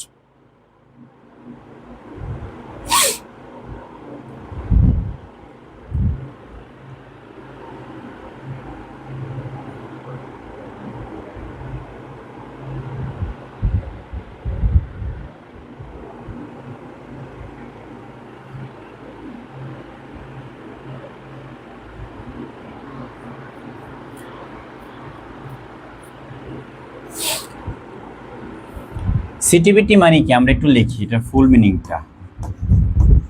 Comprehensive test ban treaty. মানেটা কি? মানেটা হলো দেখবা পারমাণবিক যে পারমাণবিক শক্তিধর পারমাণবিক বোমা, হ্যাঁ, নিউক্লিয়ার পাওয়ার সমৃদ্ধ যে দেশগুলা USA, UK, Russia, France, China, right? So India, Pakistan, Iran, north Korea, এই দেশগুলো যখন কি করে পারমাণবিক অস্ত্র তৈরি করে, তো অস্ত্র তৈরি করার পরে কি করতে হয়? অস্ত্রগুলো তারা পরীক্ষা করে। দেখবে মরুভূমিতে পরীক্ষা করে, অথবা সমুদ্রের মধ্যে পরীক্ষা করে, মানে জনশূন্য এলাকা যেখানে যেখানে মানুষ নেই, এই জায়গাগুলোতে তারা কি করে পরীক্ষা করে। তো যতই জনশূন্য জায়গায় পরীক্ষা করুক, এটার একটা ইফেক্ট আইসা কিন্তু মানুষের মধ্যে পড়ে। তুমি দেখো 1945 1945 সালে 6 আগস্ট এবং 9 আগস্ট ইউএসএ কি করছিল? জাপানের হিরোশিমা এবং নাগাসাকিতে পারমাণবিক বোমা ফেলছিল না, দ্বিতীয় বিশ্বযুদ্ধের সময়। এবং এই পারমাণবিক বোমা ফেলার পরেই এখন পর্যন্ত কিন্তু ওই জায়গায় যে সমস্ত শিশু জন্মগ্রহণ করে, মানুষ জন্মগ্রহণ করে, তারা কিন্তু বিকলাঙ্গ হয়, মানে শারীরিকভাবে কোনো না কোনো একটা সমস্যা তাদের কিন্তু থাকে অনেকেরই। ঠিক আছে, তার মানে যে পারমাণবিক যেই অস্ত্র, এগুলা মানুষের জন্য, মানব জাতির জন্য, বিশ্বের জন্য কখনোই কল্যাণকর নয়। এই জন্য যেই একটা চুক্তি হয়, সেটা নাম হলো সিটিবিটি। হ্যাঁ, এবং বাংলাদেশ এটাতে কি করে? অনুমোদন করে। বাংলাদেশ এটার পক্ষে যে না, কোনো কি বলে এটাকে, কোনো পারমাণবিক অস্ত্র পরীক্ষা করা যাবে না। বাংলাদেশ এটার পক্ষে 2000 সালে অনুমোদন করে, দক্ষিণ এশিয়ার প্রথম দেশ হিসেবে। দক্ষিণ এশিয়ার প্রথম দেশ। আমরা জানি দক্ষিণ এশিয়ার দেশ কয়টা? 8টা। হ্যাঁ, নিপা এমবিবিএস আমরা জানি, সেগুলো নিপা এমবিবিএস, তাই না? Nipa MBBS Nepal, India, Pakistan, Afghanistan, Myanmar, Bhutan, Bangladesh, আর একটা কি শ্রীলঙ্কা, তাই না? নিপা এমবিবিএস দক্ষিণ এশিয়ার 8টা দেশ। যদিও সাম্প্রতিক সময় আমরা দেখতেছি যে আফগানিস্তান আর পাকিস্তান কিন্তু দক্ষিণ এশিয়া থেকে বের হয়ে মিডল ইস্টের দিকে চলে যেতেছে। হ্যাঁ, যে এরকম একটা প্রক্রিয়া চলতেছে। আফগানিস্তান এবং পাকিস্তান, তার মানে এই দুইটা যদি মিডল ইস্টে চলে যায়, অর্থাৎ ইরান সহ যে দেশগুলো আছে, ঠিক আছে, মরক্কো, আলজেরিয়া, সৌদি আরব, এই দেশগুলোর সাথে যদি চলে যায়, সেক্ষেত্রে কিন্তু দক্ষিণ এশিয়ার দেশ হয়ে যাবে তখন 6টি। দেখা যাক কি হয়, হোয়াট ইজ কামিং, কি আসতে চলছে দেখা যাক। আচ্ছা, তাহলে বাংলাদেশ দক্ষিণ এশিয়ার প্রথম দেশ হিসেবে 2000 সালে সিটিবিটি। তাহলে সিটিবিটি তো বুঝতে পারছি আমরা, কম্প্রিহেন্সিভ টেস্ট ব্যান ট্রিটি, যে দরকার নাই কোনো পারমাণবিক অস্ত্র পরীক্ষার দরকার নাই, নো নিড। ওকে, আচ্ছা ঠিক আছে। কিন্তু কোনো লাভ হয়েছে? যারা পারমাণবিক অস্ত্রধারী দেশ, তারা কিন্তু তাদের সেগুলা টেস্ট করে যেতেছে। আমাদের বাংলাদেশের মতো দেশ বা ডোনাল্ড ট্রাম্প যেটা বলবে সেটাই হবে, নর্থ কোরিয়ার কিম জং উন যা বলবে তাই হবে। আমাদের কথা কি শুনবে? শুনবে না, আমরা বলতে পারি শুধু। আচ্ছা, যাই হোক, তাহলে সার্কভুক্ত কোন দেশের দূতাবাস বাংলাদেশে নাই? মালদ্বীপ, শ্রীলঙ্কা, নেপাল, নাকি সব দেশের আছে? সার্কভুক্ত কোন দেশের দূতাবাস বাংলাদেশে নাই? মালদ্বীপ, শ্রীলঙ্কা, নেপাল, নাকি সব দেশের আছে? একটু ফাস্ট বলে ফেলি আমরা।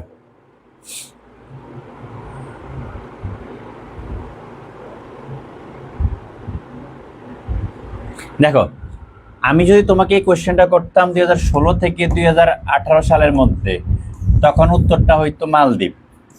কিন্তু এখন উত্তরটা হবে সব দেশের আছে। কেন মালদ্বীপ হইতো? দেখো, 2016 সালে অর্থনৈতিক কারণে মালদ্বীপ বাংলাদেশের মধ্যে তাদের দূতাবাস সেটা বন্ধ করে দেয়।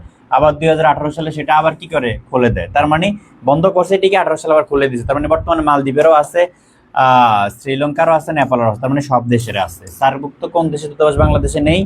সবগুলোরে আছে। ঠিক আছে, ওকে, বুঝতে পারছি নাকি বুঝো নাই?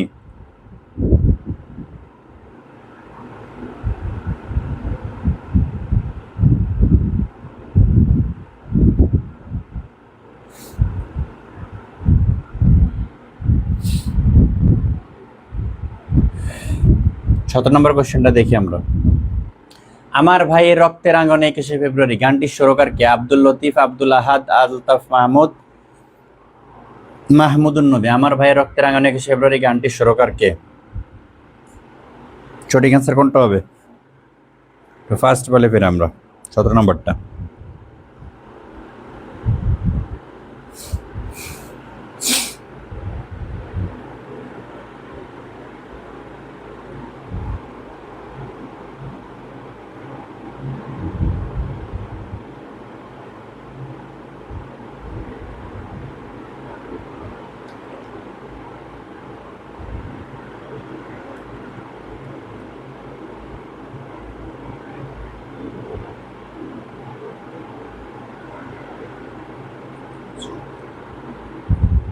আমার ভাই রক্তের আঙ্গন 21 ফেব্রুয়ারি গানটির সুরকার হলেন আলতাফ মাহমুদ। তবে যদি বলে প্রথম সুরকার সেক্ষেত্রে হবে আব্দুল লতিফ। প্রথম সুরকার কে? আব্দুল লতিফ। আর বর্তমান সুরকার আলতাফ মাহমুদ। আর আমার ভাই রক্তের আঙ্গন 21 ফেব্রুয়ারি গানটির রচয়িতা বা গীতিকার তখন হবে কি? আব্দুল গাফফার চৌধুরী।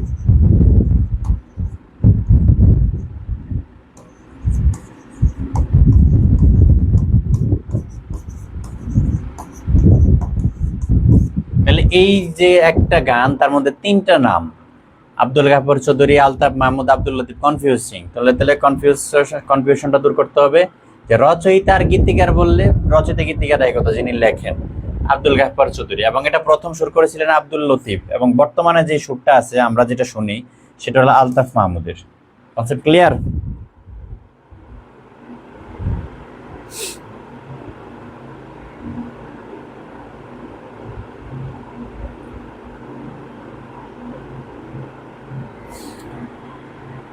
আচ্ছা, 18 নম্বরে চলে যাই আমরা এখনো 18 নম্বরে পড়ে আছি, একটু ফাস্ট করতে হবে তাহলে না। রাষ্ট্রভাষা বাংলার দাবিতে গঠিত রাষ্ট্রভাষা সংগ্রাম পরিষদ দ্বিতীয়বার, প্রথমবারের কথা বলে নাই, দ্বিতীয়বার গঠিত হয় কবে? দ্বিতীয়বার কবে গঠিত হয় সেটা জানতে চাইছে আমাদের কাছে। তাহলে বলো তো দ্বিতীয়বার কবে গঠিত হয়?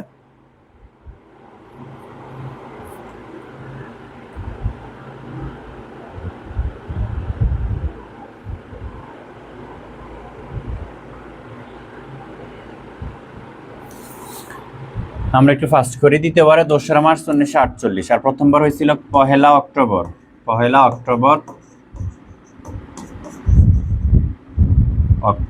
1947। ওই যে তমুদ্দিন মজলিস, সেইটা। হ্যাঁ, 1লা অক্টোবর 1947 প্রথমবার, এটা হলো প্রথমবার।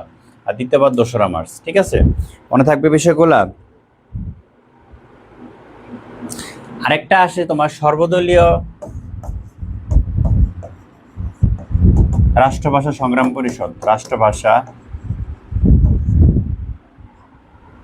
পরিষদ,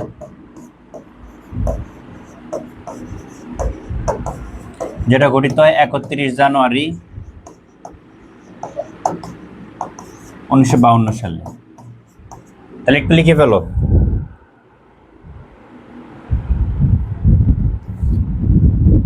রাষ্ট্রভাষা সংগ্রাম পরিষদ আগে চলে গেছে, সরি, সর্বদলীয় কেন্দ্রীয় পরিষদ। হ্যাঁ, সর্বদলীয় কেন্দ্রীয় পরিষদ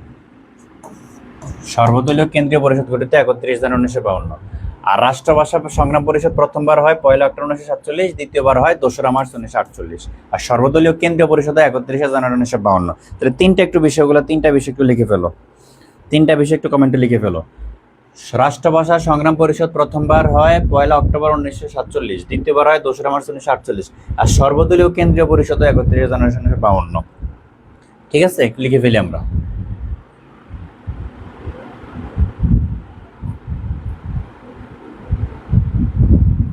ইউনেস্কো কত সালে 21 ফেব্রুয়ারিকে আন্তর্জাতিক মাতৃভাষা দিবস হিসেবে ঘোষণা করে? 1997, 1999, 2000, 2001। তাহলে কি হবে অ্যান্সার?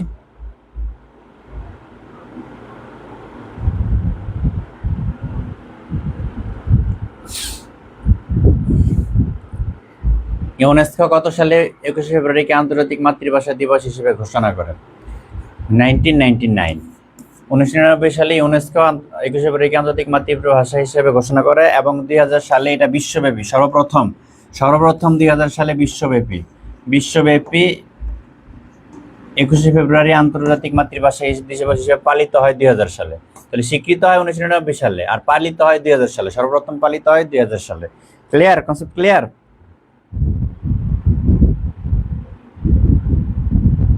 ওকে।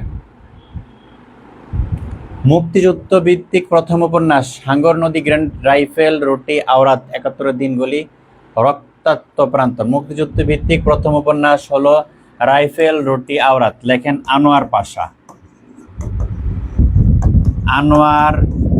নামটা একটু মনে রাখবা।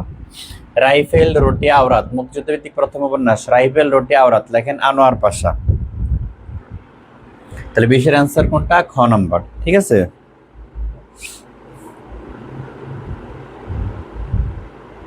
ফার্স্ট কমেন্ট করে ফেলি আমরা। আচ্ছা, সবাই কমেন্ট করবা। 21 নম্বরে যাই। মুক্তিযুদ্ধের পটভূমিতে রচিত কাব্যগ্রন্থ প্রিয় যোদ্ধা প্রিয়তম, নেকড়ে অরণ্য, বন্দি শিবির থেকে নিষিদ্ধ লবান। মুক্তিযুদ্ধের পটভূমিতে রচিত কাব্যগ্রন্থ কোনটি? 21 নম্বরটা কি হবে তাহলে?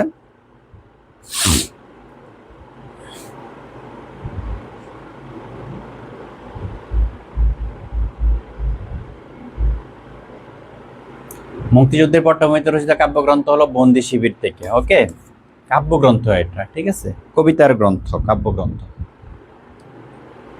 তাহলে 21-এর সি।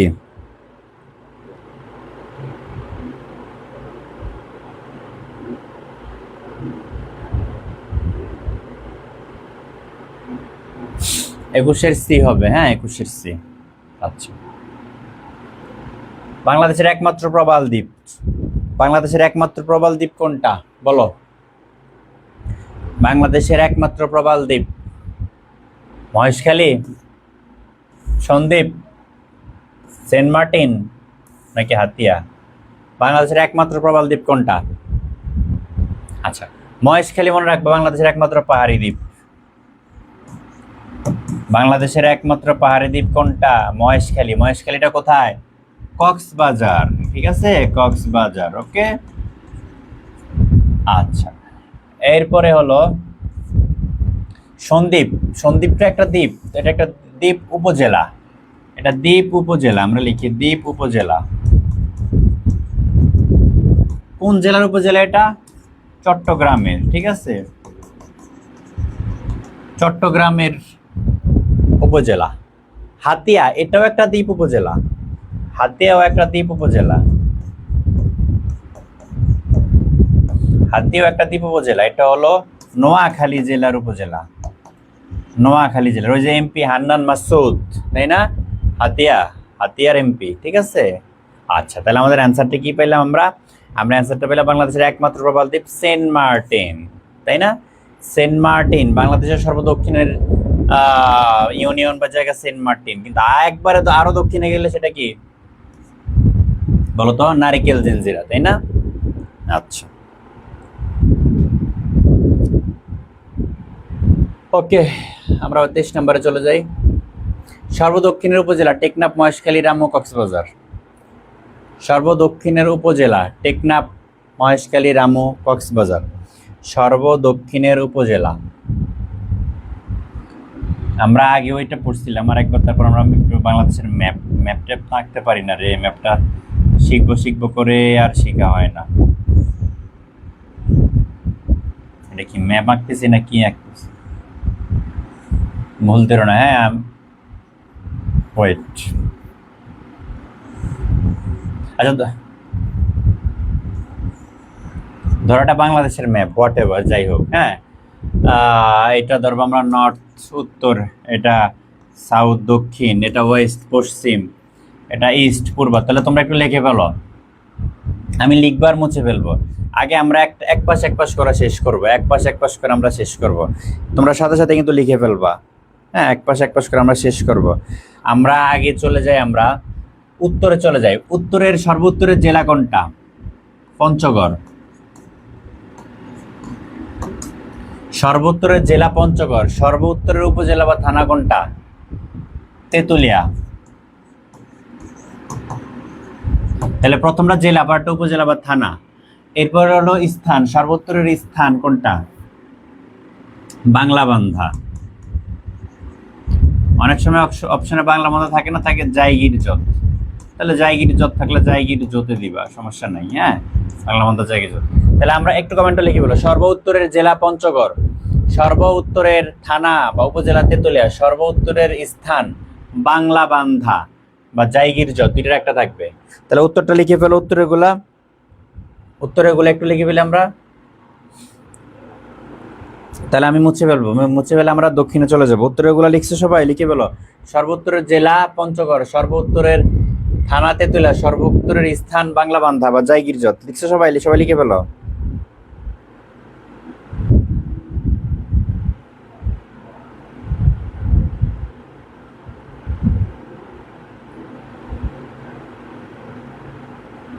সবগুলো একসাথে একটা কমেন্টে লিখবা। সর্বোত্তরের জেলা পঞ্চগড়, সর্বোত্তরের থানা বা উপজেলা তেঁতুলিয়া, স্থান বাংলা বান্দা জায়গার জন্য। আচ্ছা, তাহলে আমরা এবার চলে আসি দক্ষিণে। দক্ষিণের জেলা হলো কক্সবাজার। সর্বদক্ষিণের জেলা কক্সবাজার। সর্বদক্ষিণের উপজেলা কোনটা তাইলে বলো তো? এই যে আমাদের এখানে অ্যান্সার, টেকনাফ। আর সর্বদক্ষিণের স্থান সেন্ট মার্টিন।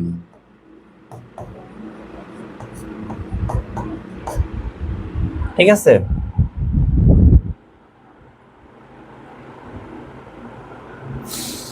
কানিজ, সুবর্ণা, মিম। সর্বোত্তরের জেলা পঞ্চগড়, উপজেলা তেঁতুলিয়া, স্থান বাংলা বান্দা বা জায়গার জন্য। এবার তাহলে দক্ষিণগুলো লিখে বলো। সর্বদক্ষিণের জেলা কক্সবাজার, উপজেলা বা ইয়ে হলো টেকনাফ, এবং স্থান সেন্ট মার্টিন। ঠিক আছে,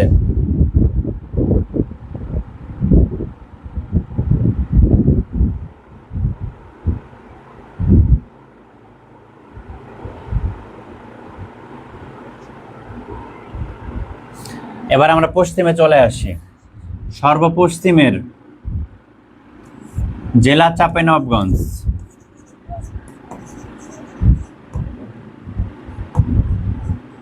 সর্বপশ্চিমের জেলা চাঁপাইনবাবগঞ্জ। উপজেলা শিবগঞ্জ।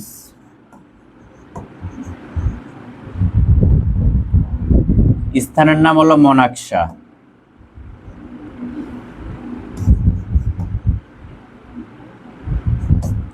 মনাকশা। ঠিক আছে,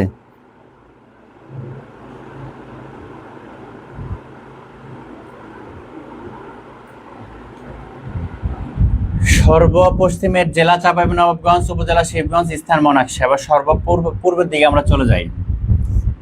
পূর্বের জেলা বান্দরবন, উপজেলা বা থানা থানচি, স্থান আখাইনটং। তাহলে একটু তোমরা বিষয়গুলো লিখে ফেলো।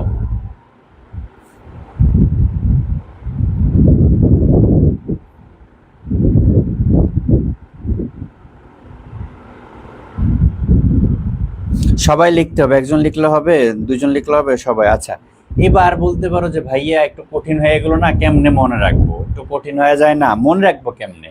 উত্তরে গুলা, দক্ষিণে গুলা, পূর্বে গুলা, পশ্চিম গুলা। আমি তোমাদের কিছু একটা টেকনিক শিখিয়ে দিই, সহজ টেকনিক। দেখো, মনে করো কোনটা দিয়ে যাব আগে? দক্ষিণে যাই আমরা।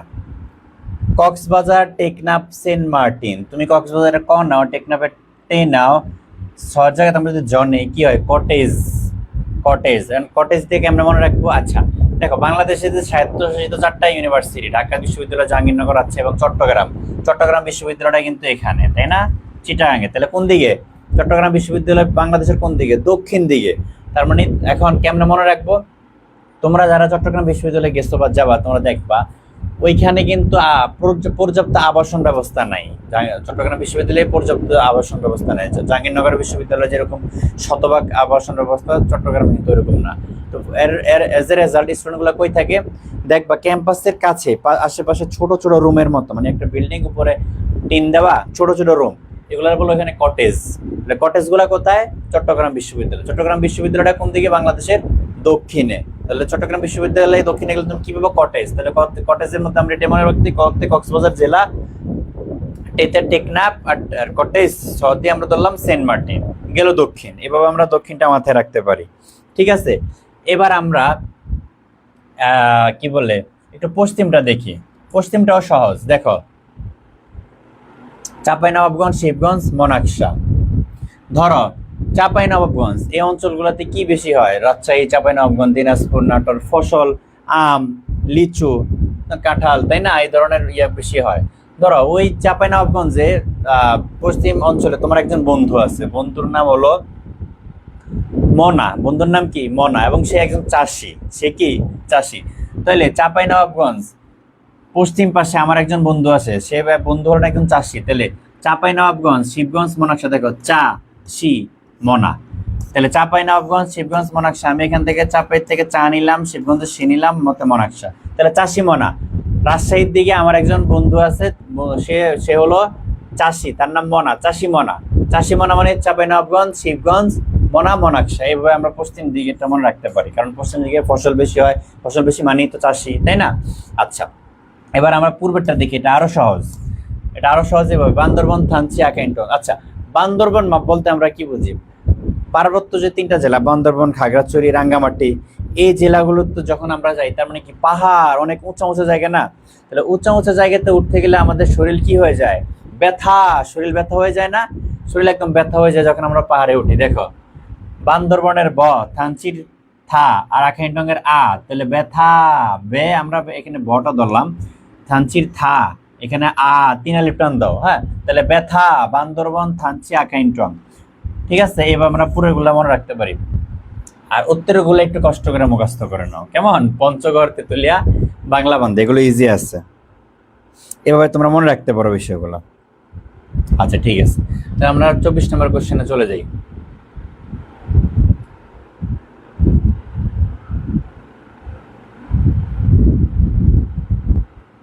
বাংলাদেশের বৃহত্তম বিল কোনটা? চলন বিল, আরিয়াল বিল, ডাকাতিয়া বিল, বাঘাবাড়ি বিল। বাংলাদেশের বৃহত্তম বিল কোনটা? একটু ফাস্ট কমেন্ট করে ফেলি।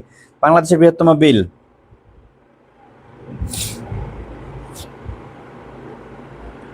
বাংলাদেশের বৃহত্তম বিল হলো চলন বিল। চলন বিলটা কোথায়? চলন বিলটা হলো পাবনা, নাটোর, সিরাজগঞ্জ, এই 3টা জেলার মধ্যে। এটা পরীক্ষায় আসে যে নিম্নোক্ত কোন কোন জেলার মধ্যে বাংলাদেশের সবচেয়ে বৃহত্তম বিল, চলন বিল অবস্থিত? পাবনা, নাটোর, সিরাজগঞ্জ। একটু লিখে ফেলো তাহলে, চলন বিলটা কোথায় কোথায়? পাবনা, নাটোর, সিরাজগঞ্জ। 25 নম্বরটা দেখি আমরা, বাংলাদেশের সবচেয়ে বড় হাওর, টাঙ্গুয়ার হাওর, হাকলকি হাওর, বাইক্কা হাওর, শনির হাওর। বাংলাদেশের সবচেয়ে বড় হাওর কোনটা? বলো। 25 নম্বর অ্যান্সার কি হবে? একটু ফার্স্ট কমেন্ট করে ফেলি আমরা।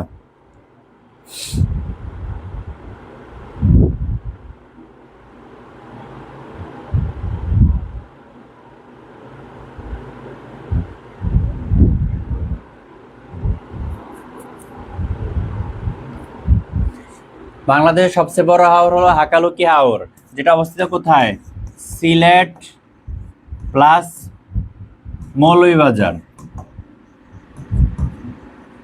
আর দ্বিতীয় বৃহত্তম হাওর হলো টাঙ্গুয়ার হাওর, তৃতীয় বৃহত্তম, যেটা অবস্থিত সুনামগঞ্জে। কোথায়? সুনামগঞ্জে। ওকে ওকে, 26 নম্বরে চলে যাই আমরা। সবাই রেসপন্স করো, জেমে গেলে হবে। 26 নম্বরটা দেখি আমরা, কর্ণফুলী নদীর উৎস ভারতের কোন রাজ্যে? ত্রিপুরা, মিজোরাম, মণিপুর, মেঘালয়। কর্ণফুলী নদীর উৎস ভারতের কোন রাজ্যে? কর্ণফুলী নদীর উৎস ভারতের কোন রাজ্যে? 26 নম্বরটা একটু দেখি আমরা।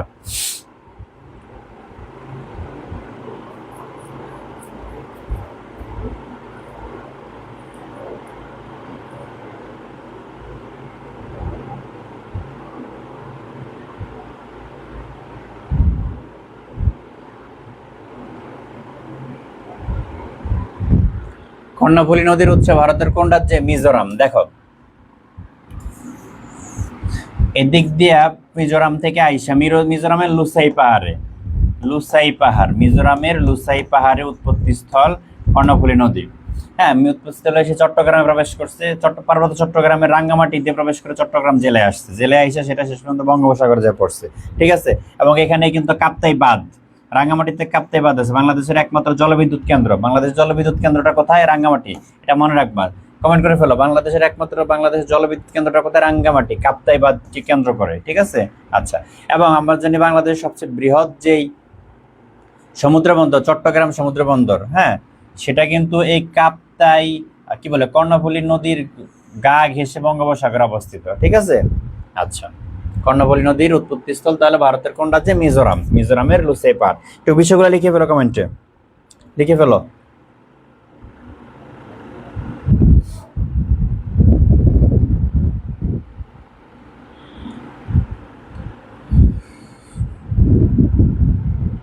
সাতাশ নম্বরটা দেখি আমরা, বাংলাদেশের শীতলতম মাস কোনটি? ডিসেম্বর, জানুয়ারি, ফেব্রুয়ারি, নভেম্বর।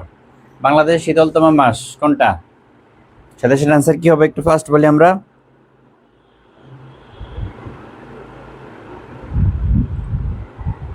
বাংলাদেশের শীতলতম মাস হলো জানুয়ারি। আর যদি প্রশ্ন আসে বাংলাদেশের উষ্ণতম মাস, উষ্ণতম মাস, তাহলে অ্যান্সার হবে এপ্রিল। উষ্ণতম মাসটা কি? এপ্রিল। উষ্ণতম মাস কোনটা? এপ্রিল, ঠিক আছে। আচ্ছা, বাংলাদেশের উষ্ণতম স্থান কোনটা এবং শীতলতম স্থান কোনটা? শীতলতম স্থান মনে রাখবা, শীতলতম স্থান হলো লালখান। লালখানটা কোথায়? সিলেটে, ঠিক আছে। আর উষ্ণতম স্থান হলো লালপুর, নাটোরের লালপুর। উষ্ণতম স্থান নাটোরের লালপুর, শীতলতম স্থান সিলেটের লালখান। একটু কমেন্ট করে ফেলি, আমরা সবাই কমেন্ট করে ফেলি দ্রুত।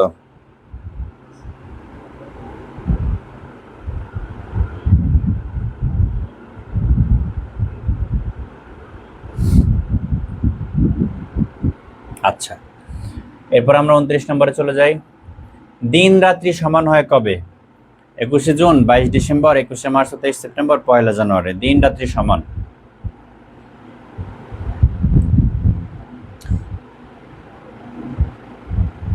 মনে রাখবে 21শে জুন হলো বড়দিন, বড়দিন ছোট রাত। আর 22 ডিসেম্বর হলো বড় রাত। বা আমরা যদি এইভাবে লিখি দিনের সাথে, যে ছোট দিন বড় রাত, ঠিক আছে। আর 21শে মার্চ, 23 সেপ্টেম্বর দিন রাত্রি সমান। দিনও যতটুকু রাত ততটুকু, বুঝতে পারছি। 21শে জুনে কি হয়? দিনটার সময় অনেক বড় হয়। যেমন ধরো এখন জুন মাস, এখন দেখবো দিন অনেক বড়। সেই সকাল 4টা 22, 23 বা 17 এই সময় ফজর আজান দেয়, মাগরিব আজান দেয়, যে তোমার একদম 6টা 48, 47, 45 এরকম সময়। তার মানে দিন কিন্তু অনেক বড়। জুন মাসে দিন বড়, তাই না? এবং রাত ছোট। আর তুমি দেখবো ডিসেম্বর শীতের সময় কি হয়? দিন একদম কি ছোট হয়, তাই না? এবং রাত অনেক বড় হয়। আচ্ছা, আর দিন আর রাত সমান হয় 21শে মার্চ, 23 সেপ্টেম্বর। তাহলে 29-এর গ। আচ্ছা, 30 নম্বরে চলে যাই আমরা। বাংলাদেশের দীর্ঘতম নদী প্রণালী। বাংলাদেশের দীর্ঘতম নদী প্রণালী কোনটা? পদ্মা, মেঘনা, সুরমা, মেঘনা, যমুনা। বাংলাদেশের দীর্ঘতম নদী, এখানে একটা মিস্টেক করবা। সবাই বললো দীর্ঘতম নদী পদ্মা, না। এখানে তোমার কাছে দীর্ঘতম নদী জানতে চাই না। যদি দীর্ঘতম নদী বলতো তাহলে পদ্মা, ঠিক আছে। এখানে নদী প্রণালী চাইছে, এটা আনসার হবে সুরমা, মেঘনা। কেন বলো তো? কেন কেন কেন? দেখো, ভারত থেকে এখানে আসতে বরাক, বরাক থেকে সুরমা, কুশিয়ারা, সুরমা, কুশিয়ারা আবার এক হয়ে এখান থেকে মেঘনা। ভারত থেকে বাংলাদেশে প্রবেশ করছে বরাক নদী, বরাক নদী প্রবেশ করে দুইটা ভাগ হয়ে গেছে, সুরমা এবং কুশিয়ারা। এই দুইটার আবার আইসা এখানে আজমেরিগঞ্জ, হবিগঞ্জ আইসা আবার মেঘনা নাম হয়ে গেছে। তার মানে এটা আমরা ধরবো বরাক, এটা ধরবো আমরা সুরমা, এটা ধরবো আমরা কুশিয়ারা, এটা ধরবো আমরা মেঘনা, ঠিক আছে। এই মেঘনা নদী আবার কি হয়েছে? চাঁদপুরে পদ্মার সাথে মিলনস্থল হয়েছে, চাঁদপুরে, ঠিক আছে। চাঁদপুর কার সাথে? পদ্মার সাথে, ঠিক আছে। আচ্ছা, পদ্মার সাথে মিলিত হয়ে এই মেঘনাটাই কিন্তু শেষ পর্যন্ত যে বঙ্গোপসাগরে পড়ছে। ওকে, তার মানে এবার দেখো তুমি, সুরমা আর মেঘনাটা মিলে কিন্তু বিশাল, আর পদ্মাটা কিন্তু এখান থেকে শুরু। কিন্তু এককভাবে যদি বলতো শুধু নদী, তাহলে পদ্মা। আর যদি নদী প্রণালী বলে তাহলে সুরমা, কুশিয়ার, আরে সুরমা, মেঘনা। আমি কি বুঝাইতে পারছি বলো তো? বুঝছো কিনা বলো তো? যদি বলতো দীর্ঘতম নদী কোনটা, সেটা এককভাবে পদ্মা হইতো। কিন্তু দীর্ঘতম নদী প্রণালী সেটা হলো সুরমা এবং মেঘনা। বুঝতে পারছি? 30 নম্বরটা।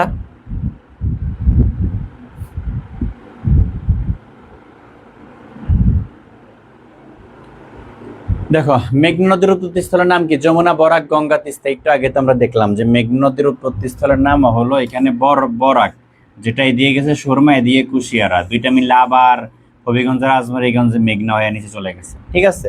তার মানে আমরা মেঘনা নদীর উৎপত্তি স্থলের নাম দিতেছি আমরা বরাক, ঠিক আছে। ওকে, 31-এর খ।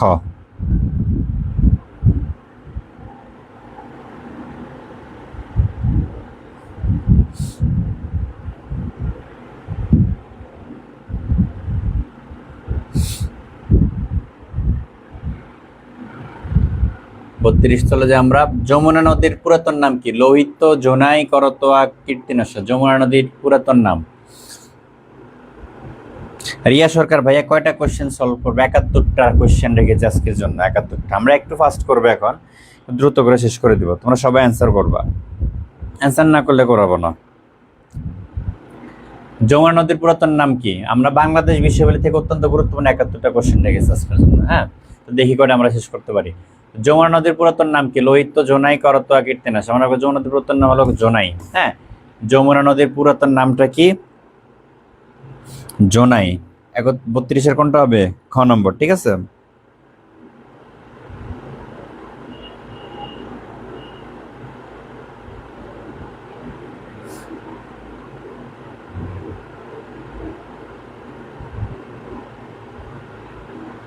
আচ্ছা, তারপর আমরা 33 নম্বরে চলে যাই। স্পার্সো কবে প্রতিষ্ঠিত হয়? স্পার্সো 1975, 80, 85, 90। স্পার্সো কবে প্রতিষ্ঠিত হয়?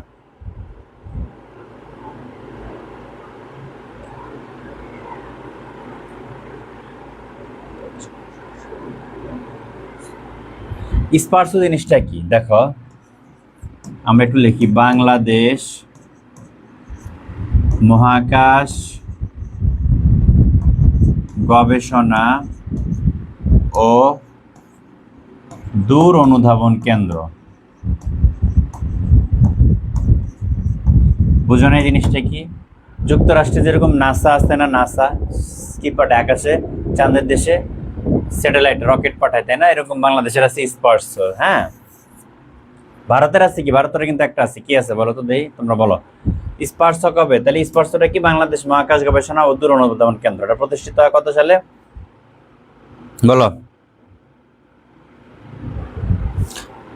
1980 সালে। গুড, 1980 সালে। আচ্ছা, মনে রাখবা স্পার্সো হলো প্রতিরক্ষা মন্ত্রণালয়ের অধীনে। এটা থেকে প্রশ্ন আসে যে স্পার্সো কোন মন্ত্রণালয়ের অধীনে? প্রতিরক্ষা মন্ত্রণালয়ের অধীনে। প্রতিরক্ষা মন্ত্রণালয়ের অধীনে। এটা কোথায় অবস্থিত? আগারগাঁও, ঢাকার আগারগাঁও অবস্থিত, ঠিক আছে। ঢাকার আগারগাঁও অবস্থিত স্পার্সো। আচ্ছা, এরপরে 34 নম্বরে চলে যাই আমরা। বাংলাদেশে আবহাওয়া স্টেশন কয়টি? 30টি, 35টি, 40টি, 45টি। বাংলাদেশে আবহাওয়া স্টেশন কতটি? আচ্ছা, আবহাওয়া সংকেত কতটি বলো তো? বাংলাদেশে আবহাওয়া সংকেত তোমরা জানো, বলো। আবহাওয়া সংকেত কতটি? কমেন্ট করে ফেলো। বাংলাদেশে আবহাওয়া স্টেশন কতটি? বাংলাদেশে আবহাওয়া সংকেত কতটি?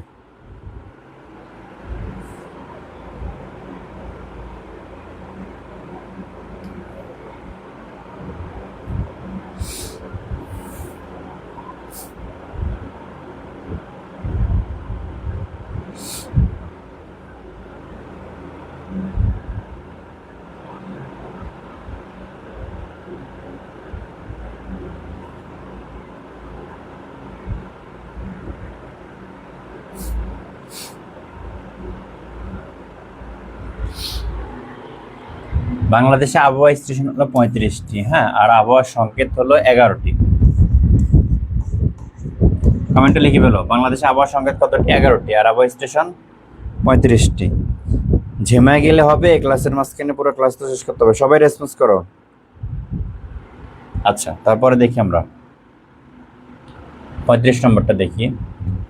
দেশের প্রথম ইপিজেড কোথায়? ইপিজেড মানে কি? ইপিজেড জিনিসটা কি? Export processing zone. লিখে বলো, ইপিজেড এর ফুল মিনিংটা কি? Export processing zone. Export processing zone EPZ. বাংলাদেশের টোটাল ইপিজেড হলো 10টা। এর মধ্যে সরকারি হলো 8টা, বেসরকারি 2টা। সরকারি 8টা, বেসরকারি 2টা। প্রথম ইপিজেড চট্টগ্রাম, দ্বিতীয় ইপিজেড ঢাকায়। প্রথম ইপিজেড চট্টগ্রাম, দ্বিতীয় ইপিজেড ঢাকায়। দেশের প্রথম ইপিজেড কোথায়? তাহলে চট্টগ্রাম। তাহলে একটু বিষয়গুলো কমেন্ট করে ফেলো।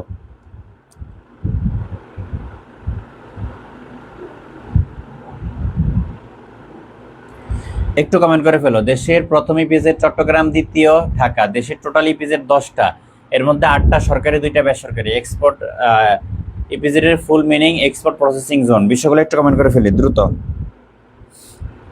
একটু দ্রুত, ফার্স্ট।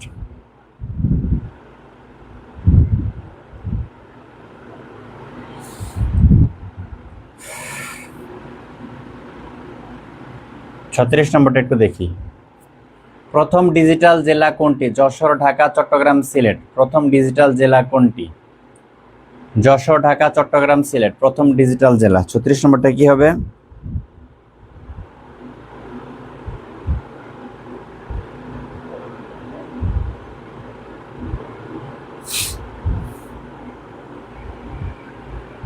প্রথম ইপিজেড চট্টগ্রাম, দ্বিতীয় ঢাকা। গুড। টোটাল ইপিজেড 10টা, সরকারি 8টা, বেসরকারি 2টা। এগুলো একটু লেখো। টোটাল ইপিজেড 10টা, সরকারি 8টা, বেসরকারি 2টা। প্রথম ডিজিটাল জেলা কোনটা? যশোর। আচ্ছা, এরপরে একটু দেখি আমরা, বাংলাদেশের বৃহত্তম গ্যাস ক্ষেত্র কোনটা? তিতাস, হবিগঞ্জ, কৈলাস, টিলা, বাখরাবাদ। বাংলাদেশের বৃহত্তম গ্যাস ক্ষেত্র কোনটা? 37 নম্বরটা কি হবে?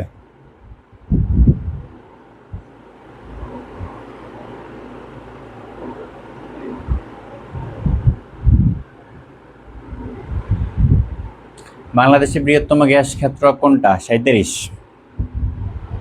তিতাস। ঠিক আছে। তবে মনে রাখবো, বাংলাদেশের প্রথম গ্যাস ক্ষেত্র আবিষ্কার হয় 1955 সালে সিলেটের হরিপুরে। সিলেটের হরিপুরে। সিলেটের হরিপুরে বাংলাদেশের প্রথম কি হয়? গ্যাস ক্ষেত্র আবিষ্কার হয়। ঠিক আছে।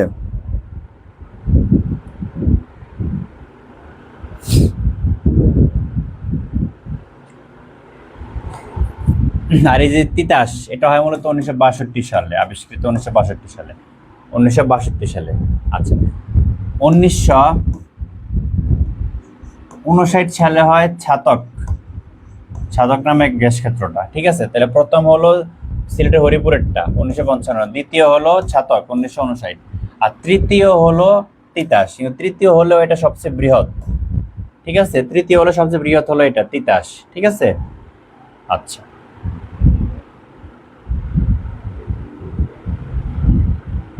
আমরা 38 নম্বরে চলে যাই। বাংলাদেশের একমাত্র জলবিদ্যুৎ কেন্দ্র কোনটি? আশুগঞ্জ, কাপ্তাই, রূপপুর, পায়রা। জলবিদ্যুৎ কেন্দ্র আমরা একটু আগে পড়লাম কিন্তু। বাংলাদেশের একমাত্র জলবিদ্যুৎ কেন্দ্র একটু আগে পড়ছিলাম, কোনটা বলো তো?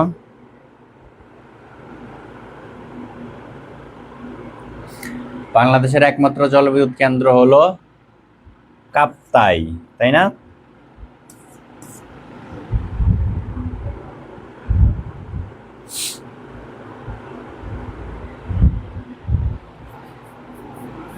আর রূপপুরটা মনে রাখবো বাংলাদেশের একমাত্র পারমাণবিক বিদ্যুৎ কেন্দ্র। পারমাণবিক বিদ্যুৎ কেন্দ্র। তাহলে একটু কমেন্ট করে ফেলো। কাপ্তাইটা হলো জলবিদ্যুৎ কেন্দ্র, রূপপুরটা হলো পারমাণবিক বিদ্যুৎ কেন্দ্র। তারপরে পায়রাটা হলো কয়লা ভিত্তিক, কয়লা ভিত্তিক বিদ্যুৎ কেন্দ্র। ঠিক আছে। আচ্ছা,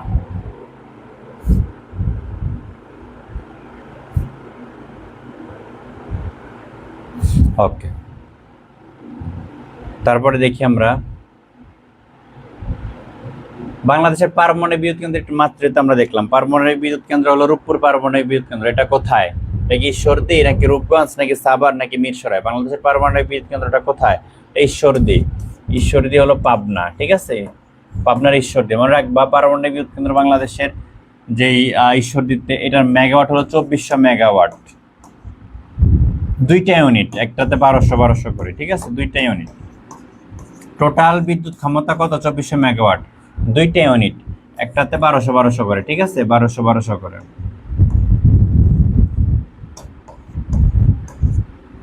ওকে।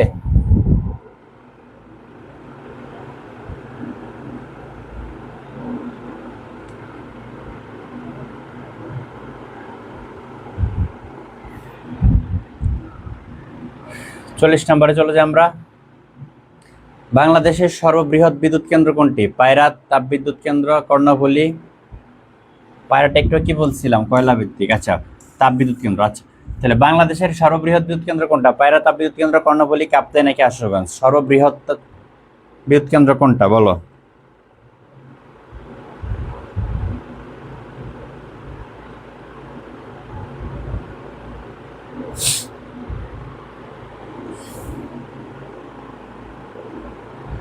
দেখো, সর্ববৃহৎ বিদ্যুৎ কেন্দ্র হলো পায়রা তাপবিদ্যুৎ কেন্দ্র, 1320 মেগাওয়াট।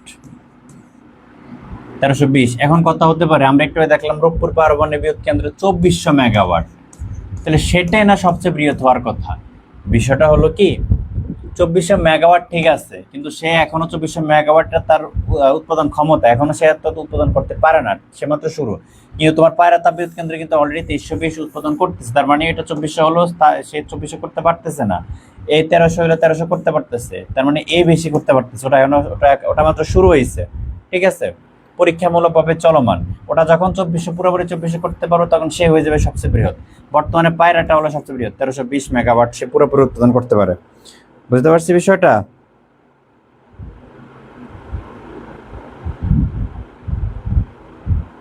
আচ্ছা, এরপরে দেখি আমরা বাংলাদেশের বৃহত্তম স্থলবন্দর কোনটি? বেনাপোল, ভোমরা, বাংলাবান্ধা, সোনা মসজিদ। বাংলাদেশের এই বৃহত্তম স্থলবন্দর কোনটা? বেনাপোল, ভোমরা, বাংলাবান্ধা নাকি সোনা মসজিদ? বাংলাদেশের বৃহত্তম স্থলবন্দর কোনটা?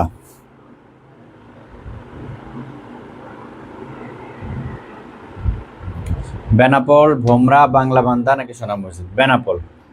বেনাপোলটা কোথায়? যশোরে, ঠিক আছে। আচ্ছা, এরপরে দেখি আমরা 42 নম্বরটা। বাংলাদেশের প্রথম নারী প্রধানমন্ত্রী কে? শেখ হাসিনা, বেগম খালেদা জিয়া, সাজেদা চৌধুরী, আইবি রহমান। কোনটা অবশ্য ঠিক অ্যান্সার বলো তো?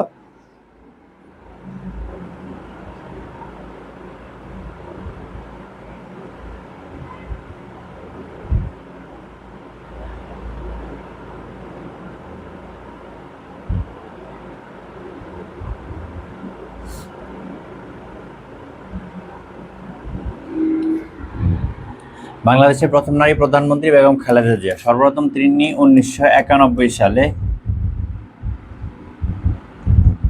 হ্যাঁ, 1991 সালে পঞ্চম জাতীয় সংসদ নির্বাচনে তিনি কি হন? প্রধানমন্ত্রী হিসেবে নির্বাচিত হন। হ্যাঁ, পরবর্তীতে 1996-তে একবার এবং 2001 সালে, হ্যাঁ, তিনবারের প্রধানমন্ত্রী, ঠিক আছে। আচ্ছা, 43 নম্বরে যে আমরা বাংলাদেশের সর্বোচ্চ বেসামরিক পুরস্কার কোনটি?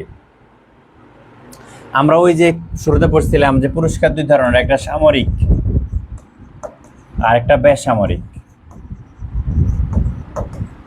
সামরিক ছিল 4টা, বীর শ্রেষ্ঠ, বীর উত্তম, বীর প্রতীক, বীর বিক্রম। আর বেসামরিকের মধ্যে সর্বোচ্চ হলো স্বাধীনতা পুরস্কার, প্রথম, হ্যাঁ। দ্বিতীয় হলো 21শে পদক, তৃতীয় হলো বাংলা একাডেমি পুরস্কার, জাতীয় চলচ্চিত্র পুরস্কার হলো চতুর্থ, ঠিক আছে। তাহলে সর্বোচ্চ বেসামরিক পুরস্কার কোনটা? স্বাধীনতা পুরস্কার। ওকে,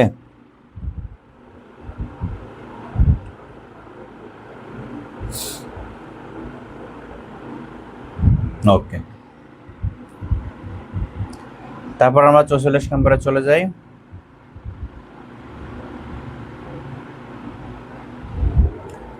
বাংলাদেশের একমাত্র পাহাড়ি জেলা পরিষদ রয়েছে কয়টি? 2টি জেলায়, 3টি জেলায়, 4টি জেলায়, 5টি জেলায়। বাংলাদেশের একমাত্র পাহাড়ি জেলা পরিষদ আছে কয়টি জেলায়? দেখো, বাংলাদেশের জেলা 64টা, তার মধ্যে 3টা জেলা জেলা পরিষদ নাই, সেগুলো হলো ঢাকা, জানো তোমরা, ঢাকায় কোনো জেলা পরিষদ নাই। গাজীপুর, কোনো জেলা পরিষদ নাই। নারায়ণগঞ্জ,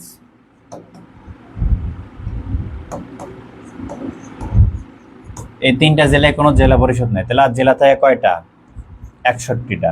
তাহলে 61টা জেলায় জেলা পরিষদ আছে, ঠিক আছে, 61টা জেলায় জেলা পরিষদ আছে। তার মধ্যে 3টা হলো পাহাড়ি জেলা পরিষদ, সেগুলো কি? রাঙ্গামাটি, বান্দরবন, খাগড়াছড়ি। এই তিনটার জেলা পরিষদকে বলা হয় পার্বত্য জেলা পরিষদ বা পাহাড়ি জেলা পরিষদ, ঠিক আছে। তাহলে 3টা জেলায়, পার্বত্য চট্টগ্রাম বলতে আমরা 3টা জেলা বুঝি, রাঙ্গামাটি, বান্দরবন, খাগড়াছড়ি। একটু লিখে ফেলো তাহলে, পাহাড়ি জেলা কয়টা? 3টা, রাঙ্গামাটি, বান্দরবন, খাগড়াছড়ি। ওকে,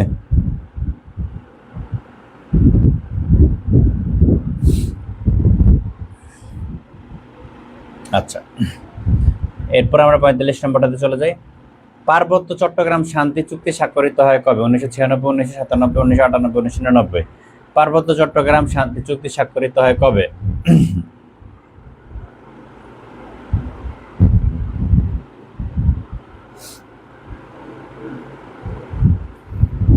পার্বত্য চট্টগ্রাম শান্তি চুক্তি স্বাক্ষরিত 1996, 97, 98, 99। পার্বত্য চট্টগ্রাম শান্তি চুক্তি স্বাক্ষরিত 1997 সালে, ঠিক আছে। আচ্ছা, এরপরে দেখি আমরা 46 নম্বরটা।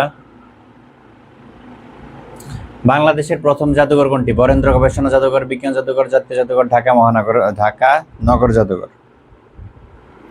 বাংলাদেশের প্রথম জাদুঘর কোনটি? 46 নম্বরটা বলো তো কি হবে?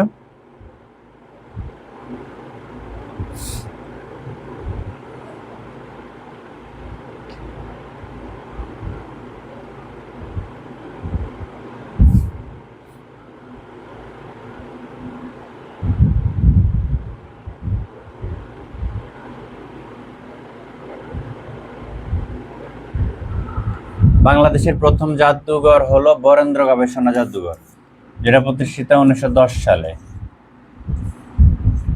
ঠিক আছে। এবং জাতীয় জাদুঘর যেটা, এটা প্রতিষ্ঠিত হয় 1913 সালে। তবে 1913 সালে যখন প্রতিষ্ঠিত হয় তখন এটার নাম ছিল ঢাকা জাদুঘর, জাতীয় জাদুঘর ছিল না, ঢাকা জাদুঘর নাম ছিল, ঢাকা জাদুঘর। পরবর্তীতে বাংলাদেশ স্বাধীন হওয়ার পর 1983 সালে এটাকে জাতীয় জাদুঘর হিসেবে কি করা হয়, স্বীকৃতি দেওয়া হয় ঢাকা জাদুঘরকে, ঠিক আছে। ওকে,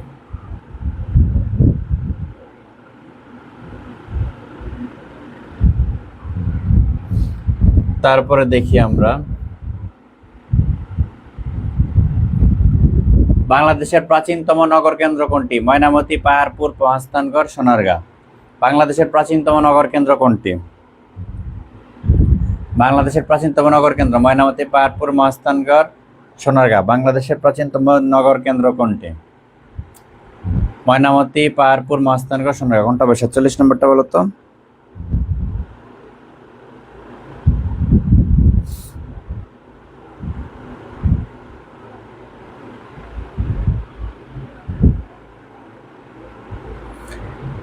সবচেয়ে প্রাচীনতম নগর কেন্দ্র হলো মহাস্থানগড়, যেটা হলো বগুড়ায় অবস্থিত। বলা হয় থাকে যে খ্রিস্টপূর্ব 4000 বছর পূর্বে, হ্যাঁ, 4000 বছর পূর্বে এই কেন্দ্রের এই নগরের কি হয়, পত্তন ঘটে, ঠিক আছে।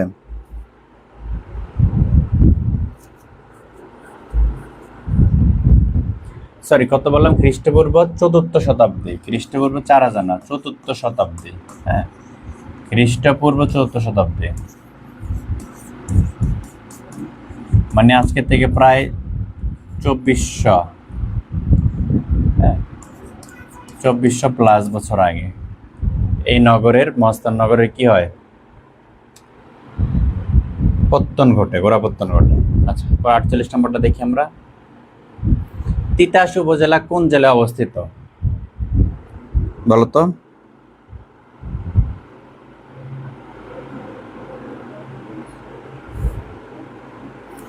তিতাস উপজেলা কোন জেলা অবস্থিত? নোয়াখালী, কুমিল্লা, রংপুর নাকি সিলেট? তিতাস উপজেলা।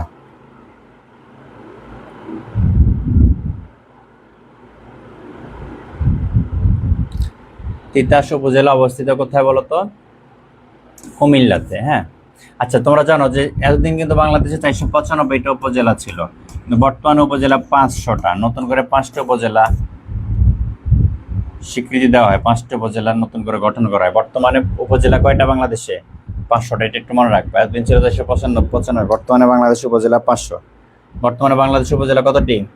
500টি, ঠিক আছে, মনে থাকবে। আচ্ছা, এরপরে দেখি আমরা 49 নম্বর কোশ্চেনটা। পরী বিবি কে ছিলেন? আওরঙ্গজেবের কন্যা, শায়েস্তা খানের কন্যা, মুর্শিদ কুলি খানের স্ত্রী, নূরজাহানের কন্যা। পরী বিবি কে ছিলেন বলতো কি হবে 49 নম্বরটা?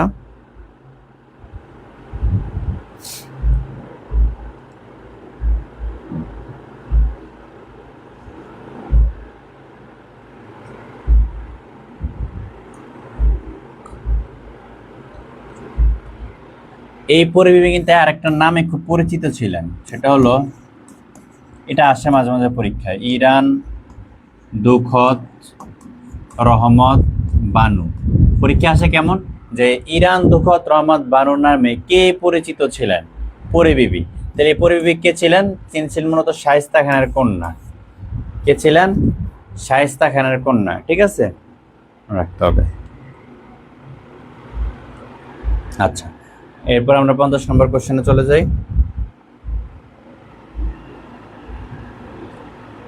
পাহাড়পুরের বৌদ্ধ বিহারের নির্মাতা কে? রামপাল, ধর্মপাল, চন্দ্রগুপ্ত মৌর্য, আদিসুর। পাহাড়পুর বৌদ্ধ বিহারের নির্মাতা কে? 50 নম্বরটা কি হবে তাহলে বলো তো?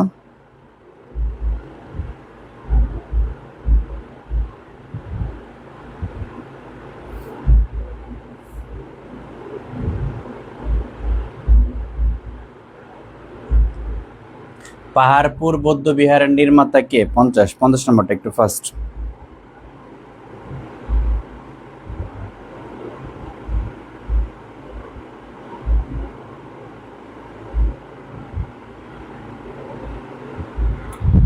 পাহাড়পুর বৌদ্ধ বিহার, হ্যাঁ, যেটি সোমপুর বিহার নামেও পরিচিত, সোমপুর বিহার নামেও পরিচিত। এবং এটা প্রতিষ্ঠা করে মূলত আমরা জানি যে পাল বংশের শ্রেষ্ঠ রাজা, ঠিক আছে, ধর্মপাল। পাল বংশের শ্রেষ্ঠ রাজা এবং দ্বিতীয় রাজা, আমরা জানি পাল বংশের প্রতিষ্ঠাতা হলো গোপাল, গোপাল হলো পাল বংশের প্রতিষ্ঠাতা। আর দ্বিতীয় রাজা এবং শ্রেষ্ঠ রাজা হলো ধর্মপাল। এই ধর্মপালই কিন্তু পাহাড়পুরের বৌদ্ধ বিহার নির্মাণ করে এবং যেটা সোমপুর বিহার নামেও পরিচিত। ওকে, আজকে আমরা 50টা সলভ করলাম। বাকি যে 20-21টা আছে আমরা নেক্সট কোনো জিকে ক্লাসের সাথে সেগুলো আমরা করে অ্যাডজাস্ট করে আমরা সেগুলো সলভ করে নেব, ঠিক আছে? আজকের ক্লাস এতটুকুই। সবাই ভালো থাকো, সুস্থ থাকো, ভালোভাবে প্রিপারেশন নিতে থাকো। সবার জন্য শুভকামনা রইল। আসসালামু আলাইকুম, আল্লাহ হাফেজ।